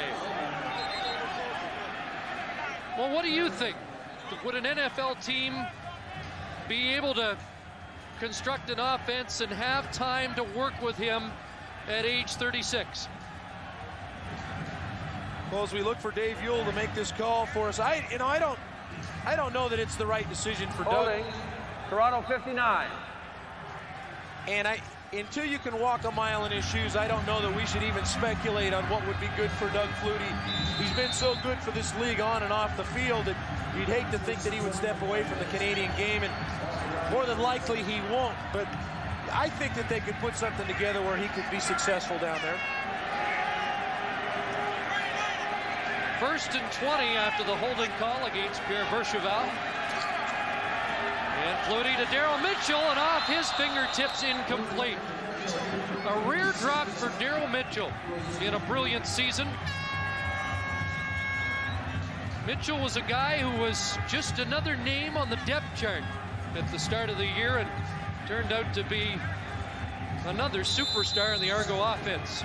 Although he's kicking himself right now. Well, they found Daryl Mitchell. They went down to look at Matt DeBuck at Texas Tech, who was a Canadian kid that was playing at Texas Tech. And the coaches said, hey, you might want to look at this receiver we've got, this Daryl Mitchell kid. And so Matthews invited him to camp, and the rest is history. 2nd and 20, and Doug Flutie just going to slide as things closed down in a hurry. Greg Clark was there, and no need to risk anything at this point. It brings up 3rd down. Well, a miracle run in '89 for Saskatchewan, and for a time it looked like the Stars were lining up again as they went through Alberta, through Calgary, then here in Edmonton. Bobby Jurison, who made the promise to a viewing audience at a March telethon, said, stick with us and we'll get there again. Looked like maybe it was in the cards until they ran into this Argo juggernaut today. 31-yard attempt for Vanderjagt. Mike kicking with a broken toe, but hasn't slowed him down. And the kick is good. Like Saskatchewan was offside. And at 3rd and 16, I would guess they'll just keep those points on the board.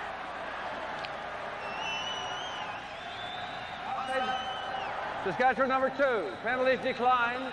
Field goal is good. Now Robert Drummond capping a brilliant season here, and looks like he is in some discomfort. Well, he wants to be on the field with his teammates. They're all out there having fun. He wants to be a part of it. Sean Daniels out of the backfield. Pass incomplete. Doug Flutie today, all-time Grey Cup records for completions, attempts, and yards. 47-16. The Argos scored in all 5 possessions here in the second half. That's the gloomy story for Saskatchewan today. 47-16. Has not been a repeat winner of that great old mug in 15 years, but that will change here today. There's defensive coordinator Bill Bradley. We've talked about the future of Doug Flutie. His defense led the league in 22 of 25 defensive categories, and you got to kind of wonder about his future. There's been some speculation that his old university, where he was an All-American, Texas, might consider bringing him back as the head man. 2nd and 10, a marker down, a slack. Throws outside, complete. Donald Narcisse. That's the biggest difficulty in building a dynasty is you win the cup back-to-back, and they're bringing it on, and Toronto's going to get a sip from the cup once again, and there's nothing like it to win a championship. Flutie and the boys are going to win another one, but you talk about dynasties and trying to keep a team together. It goes coaches and everything, because all the teams are going to try to sign free agents off this team because they know they're top players, and as well as the coaches being groomed for other places. Slack dumps it off. Rick Walters, the Edmonton kid, drilled by Michael O'Shea, who is putting the finishing touches on a brilliant season at middle linebacker. The North Bay native who signed with the Argos and left Hamilton because he wanted to play on a Grey Cup winner, is ready to be fitted for his 2nd ring. Finished 2nd in the league in special teams tackles. Has just had a super year, and he's a big part of why the Cup will be in Toronto again in '97. 2nd and 2, and Saskatchewan will move the sticks. Well, speculation about Doug Flutie. Don Matthews, there was talk after last year's victory he might be headed south of the border. It was interviewed by the New Orleans Saints. This guy has got such a track record. Well, you consider his record, Chris. I mean, 4 consecutive Grey Cup appearances, 3 consecutive victories. You wonder what might happen with Don Matthews. An 80% winning percentage in the last 4 years. Donald Narcisse, another catch.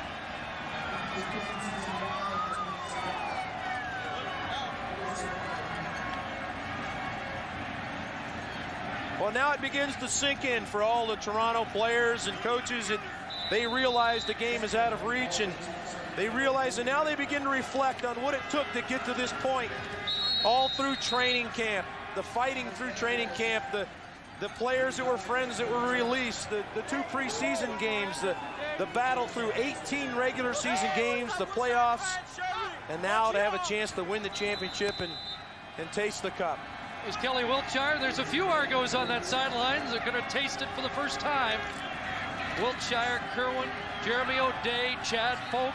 There's Narcisse with another catch, and the emotional leader of that offense for Saskatchewan makes his 7th catch of the day. Doug's wife comes down to congratulate him. Looks like Paul Mazzotti getting some congratulatory hugs from his wife also. So they're beginning to celebrate in Toronto as they are here in Commonwealth Stadium. Saunders taken out with 1:36 to play. And the Roughriders grinding down the clock. Well, Jim Daly's crew came to play, Chris. They ran into a tough team, and everybody knew that Toronto was the team to beat, and it's come to pass. But the Saskatchewan Roughriders have nothing to be ashamed about. They were road warriors through this playoff, winning in Calgary and then here in Edmonton last week. They just ran into a tough team today, but they've had a super year. 1st and 10 for Slack. Going outside again for Mayfield, and Donald Smith gets his hands on the football. We got more information on that gallery showing. Little pastels, colored pencils, acrylics for Donald Smith at the Nara Gallery. Yeah, Donald's going to have that. That's going to be the 22nd and 23rd of November. So, you know, these guys just don't hit people and knock the football down. They have some other talents, and Donald Smith is an accomplished artist, and he's having a show. So I encourage everybody in the Toronto area to have a chance to go over and look at some of Donald's work. The Argos have put together a masterpiece this afternoon, showcasing all their talents. Slack into the end zone, jump ball, and Donald Smith bumped Narcisse, and the markers fly. Well, Donald, you're going to get an art critic or two, and you're going to get a referee that'll throw a flag when you don't think he should. Well, we've talked about the factor the Smith brothers. We call them brothers. They're not brothers, but Lester Smith, Donald Smith, and Adrian Smith have played a huge role tonight. Donald Smith lost the cup in '93 and a winner last year with the Argos.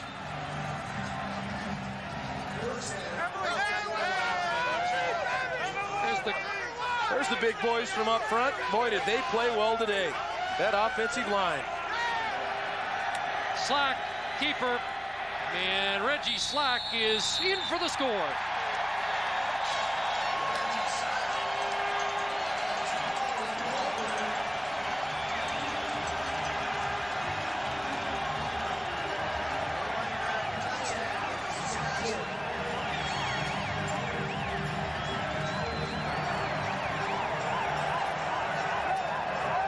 Jim Daly stuck with Reggie Slack throughout the year, and Reggie Slack paid him off in the playoffs with some superior play. It just wasn't to be today.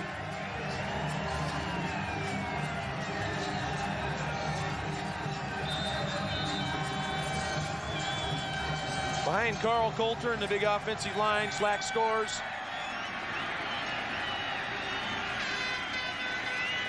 McCallum to add the extra point. Mason had trouble getting that down, but it's through. And with 1:18 to play. 47-23, Chris. I tell you what, this is unbelievable right now. I was watching all the play, how it's going right now, and you can see about halfway through this quarter, the guys on Saskatchewan, after the play, walking back to the huddle, walking onto the field. They've lost all the jump in their step.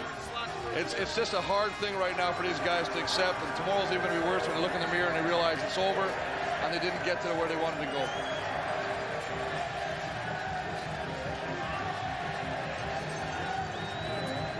Well, this team will be better for it next year. You can bet that Jim Daly's team will come out fired up, because once you taste an opportunity to win the cup and get turned away, so often you come back battling to try to win it again the next season.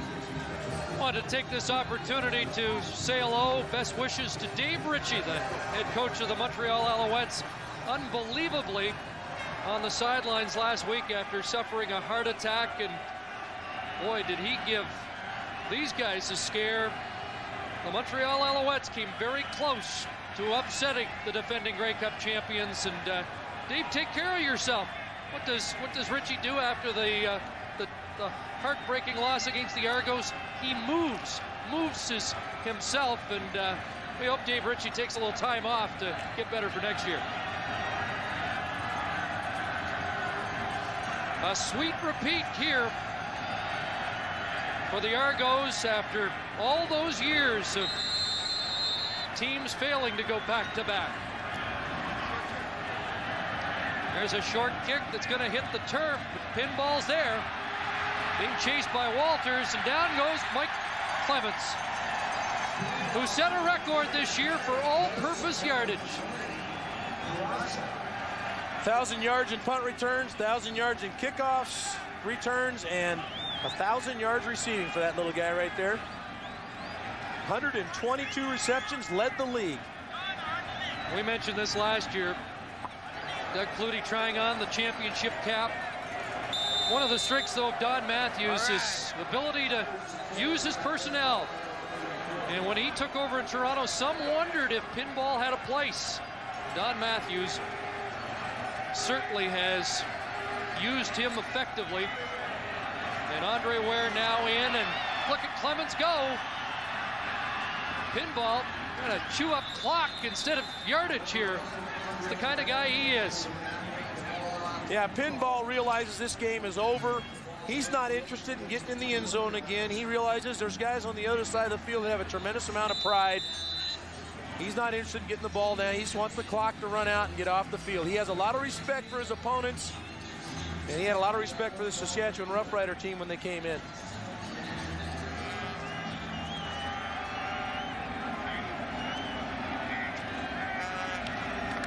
First down, and Clements once again, and he has 5 more. Well, there was some that weren't sure that Pinball could keep running the football, but Don Matthews came in and said he doesn't have to. He'll be a slot back for us. Yeah, credit Don Matthews, and I'm sure Doug Flutie had a lot to do with that also, finding a slot.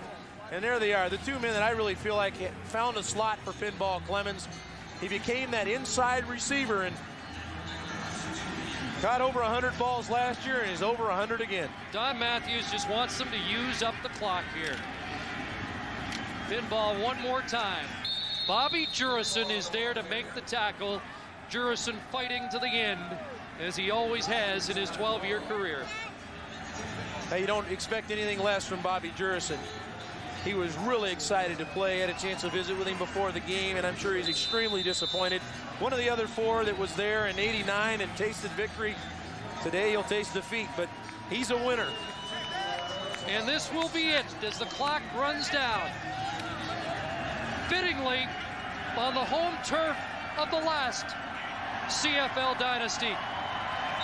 The league has a new dynasty, the Toronto Argonauts, Grey Cup champions again.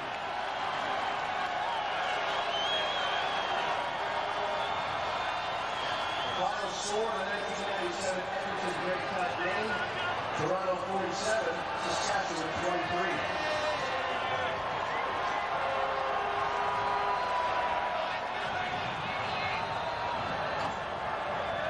Don Matthews, a Grey Cup champion for the 4th time, 4-2 in the championship game. There's Mike Saunders congratulating him. He played under Don Matthews earlier this season in Toronto. Well, when you get to this point now that it's all sunk in, that you've either won or lost the Grey Cup, there's such a finality to it. You see Bobby Jurison walking off the field, and it's over now. You know, this all of a sudden the season's over. You've been playing and fighting to get to this point. Suddenly it's over. Sometimes there's jubilation, sometimes there's heartache. Caroline Corey? Thanks very much, Chris. Doug Flutie joins you now. Doug, you've just been chosen as this game's MVP. Over 350 yards today, 3 touchdowns, just the 1 interception. I mean, here you go. You won it again. How do you feel about this one? Oh, thanks. Just a great all-around effort by the entire team. we made a couple mistakes early, made it feel like there were other playoff games and gave them life. But I think Adrian's kick return in the second half really got us going again. So many times special teams decides the outcome of a game, and it certainly did today. Yeah, well, our special teams have been struggling of late, and we finally got a big play out of them. It's been a while. So that was big for us. But we played just a solid all-around game. We moved the ball up and down in the field, and the defense played extremely well. How special was Robert Drummond to your offense today? Hey, we started blowing them off the ball. First of all, Drum, by lining them up wide, created a lot of problems for them. They had to put a linebacker out there. We hit them deep once. They quit doing that right away.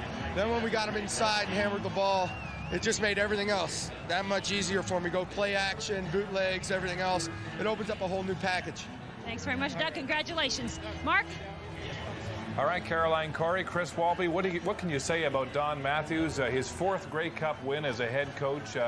He's done it with 3 different teams now, 3 in a row. Well, I think the big thing you got to look at him, and not to make fun or joke about it, but he is really the Bob Vila of the CFL. He takes franchises and finds players and it puts them in the proper place where they can exploit defenses or exploit offenses. He just builds. He's like the best Lego set you've ever had in your life, and you build with the dream machine because everywhere he's gone, he's created winners. The Argo fans were in short supply here today, and now you see the Argos going to congratulate and get congratulations from their fans who traveled here today. Mike Pinball Clemens, we saw a shot of him earlier. There's Paul Massotti. He suffered through some lean years in Toronto, and now he gets his due. He's the top Canadian here in this game. Well, he's had a great game. We talked about him early in the game. We said he's a guy, may not be the swiftest guy, but runs such precise routes and knows what to do when he gets the ball. He turns it up. He's always heading north and south. He knows where to get to the end zone. He does it here. Often called the set-up man, but he had more than 1,000 yards receiving. As Don Matthews and his Argos get set to receive the cup for the 2nd year in a row. Here's Steve Armitage. It is now my pleasure to call upon the hard-working commissioner at the CFL, John Tory, to present the Grey Cup to the 1997 champions, the Toronto Argonauts. Thank you very much, Steve. And first of all, congratulations to the Edmonton people for putting on a great Grey Cup. Congratulations to Saskatchewan for a superb game. And congratulations to Bob Nicholson, Don Matthews, Doug Flutie, and the Toronto Argonauts, 1997 Grey Cup champions.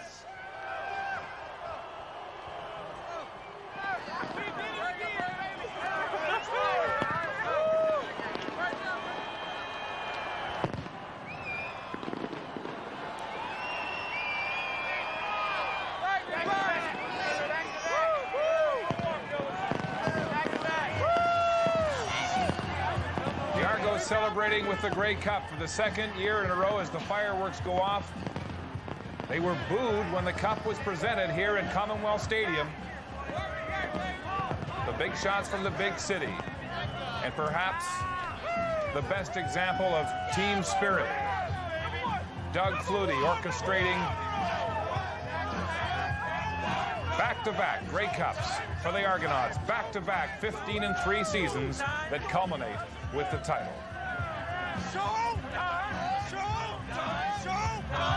The Argos chanting as they do every week together with the cup, the $48 Grey Cup here in Edmonton. The Argos still lingering in the cold evening air at Commonwealth Stadium, celebrating their 2nd Grey Cup in a row. Perhaps fitting that they win it here at Commonwealth Stadium, the home of the Eskimos. There's Brendan Rodgers, his wife at the game. What a story for him as he stood on the sidelines injured 1 year ago and didn't get his name on the cup, Chris Walby. That's one of the nicest stories of this cup, is here the guy who is told by the doctors you might never play. This is a serious neck injury. Ends up coming back and is part of a great Grey Cup winning game. And actually, if you look at what he's done in the final against Montreal, all along making big plays, and again today, maybe not making the big tackles, but some crucial key blocks on the punt return and on that kickoff return to open the second half for Adrian Smith. And he's waited a long time for this because he spent two Grey Cups with you guys in the Bombers and lost those. So that's his fourth shot at it, and he finally gets it. I want to thank you for rubbing it in. It's not fun being a bridesmaid, and my heart is out to Saskatchewan. They played tough. They just were overmatched today, and they got Doug Flutie on a hot day. The whole team and the offensive line of Toronto, we got to give these guys credit.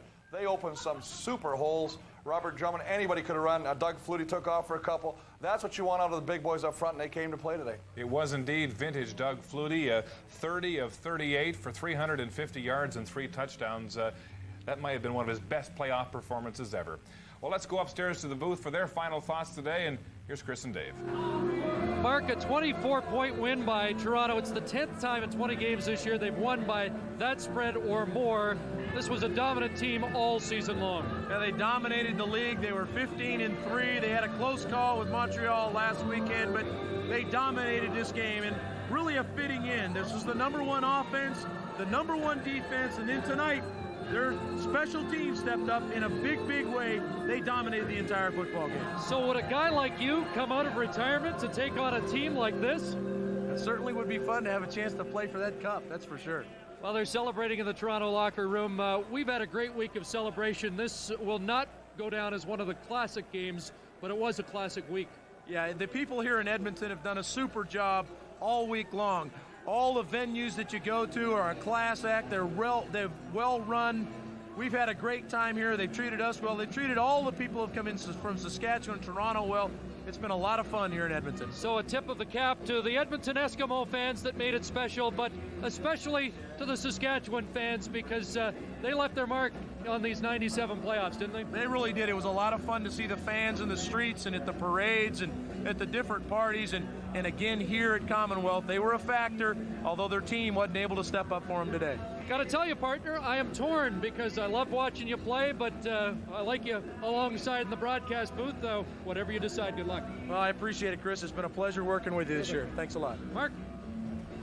All right, Chris, the fans just leaving Commonwealth Stadium after the celebration for the Argonauts. The Argos are now in the locker room getting ready to enjoy some bubbly from the cup and, of course, celebrate the $10,000 each player has won by winning this Grey Cup. We're back to talk to the champs after this. Robert Drummond, one of the many offensive stars for the Toronto Argonauts today. Robert, I don't have a truck to give you. I'm sorry about that. But Don Matthews just gave you a penny. Tell me that story.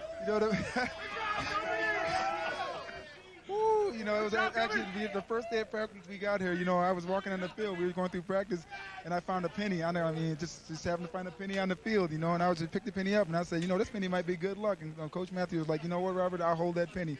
And he's walked up to me and just handed me this penny now, and you know, what a great feeling to win our third Grey Cup in a row, you know. But as everyone had me having a great day, you know, I owe it all to my offensive line. You know, if they could all come around and stand up here, I mean, I wouldn't be here today if it wasn't for those guys. You know, they've kept me up all year long. They've kept me going all year long, even when I hurt my knee. And what a great feeling, and we're the Grey Cup champions. You certainly are. Robert Drummond, congratulations. Thank you very much. Mark, back to you.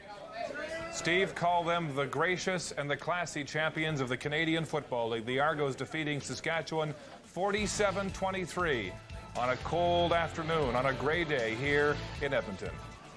The Grey Cup champions, the Double Blue, do the Grey Cup double with a 47-23 win over the Saskatchewan Roughriders. We talked about what a team this team is at the top of the show, and we had a perfect example just moments ago when Doug Flutie gave his MVP truck to teammate Paul Massotti. Let's go back to the Argo locker room, and here's Steve. Thank you, Mark. This might be the quietest winning dressing room I've ever been in, Adrian Smith. Well, we got 59,500 fans going for Saskatchewan, only 500 for us. You know, it's hard to, to get excited about it. But, hey, we're excited inside. We was here last year. We know what it's like. We just enjoying it amongst ourselves.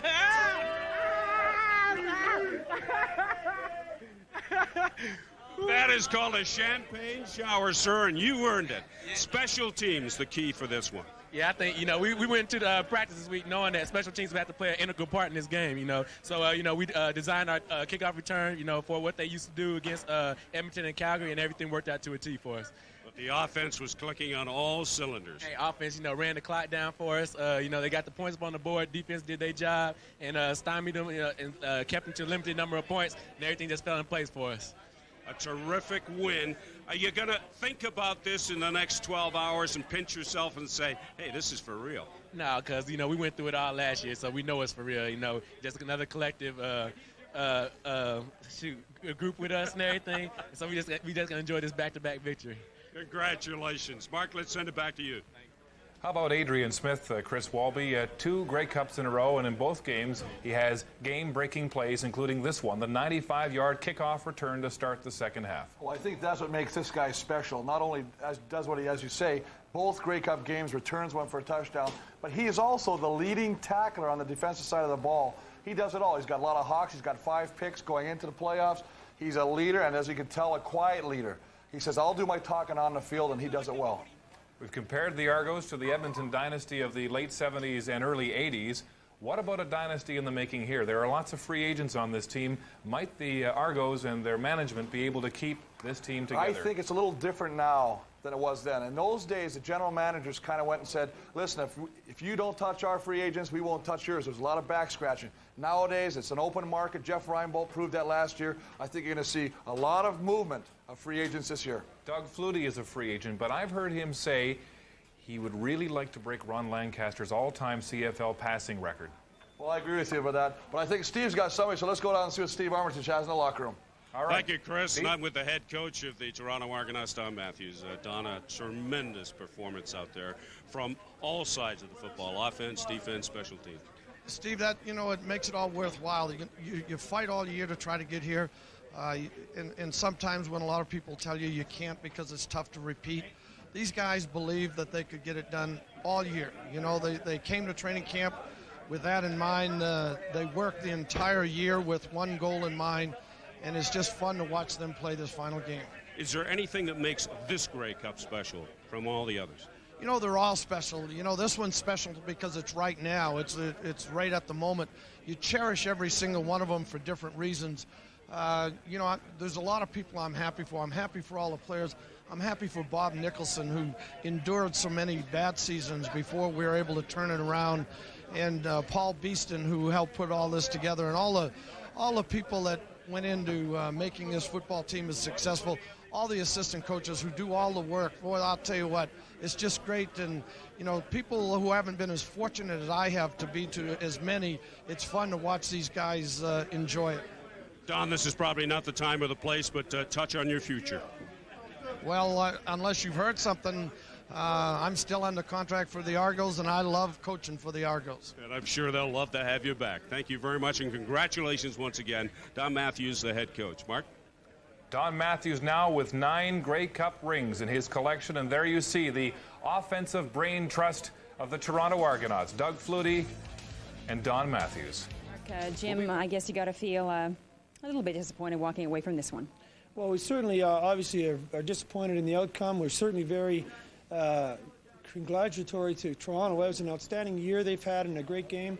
But as I just finished telling our players in our locker room, as disappointed as we are, we have to take tremendous pride in how far we've come in 12 months. At this point, 12 months ago, we were last in the league, and a few months later, we didn't know if we were going to have a team. And for this organization and fans and the coaches and players to have put together the run we had this year over some real tough situations, I think it says a lot about the character of our whole organization and especially the players. Special teams often play such a big role, especially in games like this, and I guess when you look back on it, you wish you could have had better field position a few times. Well, one of the concerns we had in the first half, Carolyn, was field position, and then, of course, we come out and open the game in the second half with a touchdown against us on a kickoff return. So, unfortunately, special teams, we certainly gave up some field position and points that normally we haven't done, but that's a credit as well to Toronto. They have an outstanding team, and their special teams are great tonight. Thanks, Jim. Let's go to Steve in the locker room.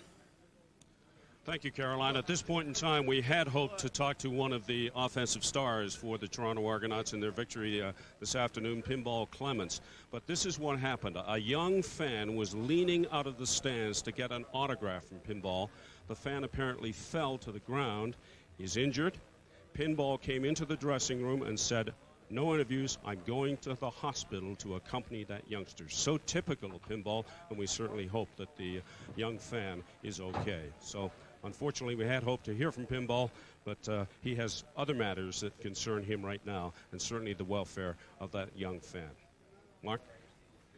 Well, a tragic ending for Mike Pinball Clemens, and what should have been one of his greatest moments here, but once again, an example of his class as an athlete to accompany that young fan to the hospital. Well, that's what he's all about. People that don't know Mike Clemens and never had an opportunity to meet Mike are missing something. He's not only a great speaker, but he's got a great heart. He's 5'6" in size, but he's 10 feet tall in heart. And that just exemplifies it. Football is secondary. It's not real life. When that fan fell out, that's real life, and he's going to take care of real life first. Chris, you seem to be taken aback when Doug Flutie gave his truck as MVP to his best friend and teammate, Paul Masson. Well, I'll tell you why I was taken aback, and that's because of the fact that we all know what Doug Flutie does on the football field. But when you see something like that, just a class act, and talking about the Canadian player in this game, which I am one of, and then to give that gesture, giving your truck away, it just shows you what Doug Flutie is off the field, and that's a class act. The only $1 million player in this league. A lot of the guys he plays with earn a 20th of that, and indeed, it was a classy gesture. One, I think, would endear him not just to his own teammates, but to fans and opponents around the league. Well, that's what I said, right? I mean, I echo that. I mean, I think it's a great gesture, and I think it's from the heart. It's not something that Doug devised up and saying, you know, I'm just going to do this just for notoriety for myself. He's doing it from the heart, much like Pinball in the hospital right now. And we do hope that that fan who fell out of the stands, that little girl, is okay. We sure do. Thanks a lot, Chris. We're back here to Commonwealth Stadium right after this. It's been great working with you this year. Your voice is going, big guy. It is going, and I had a great time. I want to thank you guys. It's been a blast. Talk to you soon. We'll be back. Well, for football fans across this country, this will be a season to remember as Don Matthews eclipses Frank Clair's all-time regular season victory record with 148. He wins back-to-back Grey Cups. He puts back-to-back 15-3 records for the Argonauts and wins his 4th Grey Cup as a head coach in this league. It's the first time the Argos have won back-to-back championships since the Edmonton dynasty of the late 70s and early 80s. This is an Argo team that we should all remember because there are so many free agents it may never be the same. But if they can keep the core, the nucleus together, they'll be a dynasty. Remember Brendan Rogers, the civil engineer who had a vertebrae fused in his back last year and couldn't play. Finally, Brendan Rogers gets to put his name on the cup. Doug Flutie, 6 times an MVP, can rank himself now with the likes of Warren Moon as the last quarterback to win consecutive Grey Cups. And in the backfield, his running mate, Robert Drummond. In 4 seasons in the CFL, he has appeared in 4 consecutive Grey Cups, and he's won 3 of them. Reggie Givens was told 2 years ago by the Winnipeg Blue Bombers medical staff his knee was so bad he couldn't play again. He didn't agree, and look what happened. And how about Mike Pinball Clemens? The class of the Argos, he suffered through many of their most demoralizing seasons, and he gets his 3rd Grey Cup title with the Toronto Argonauts. The Argos making history in their own right today, becoming the first Toronto team to win back-to-back Grey Cups in 50 years. It's an exclamation mark to end what has been a good season for the Canadian Football League, a season in which the league has turned the corner, more talk about the on-field product and less about its demise. It's been great bringing you the CFL on CBC this year. We hope you've enjoyed our broadcasts. Thanks for a great season, and as we say so long to you, remember the Argo dynasty. Is it in the making? So they say.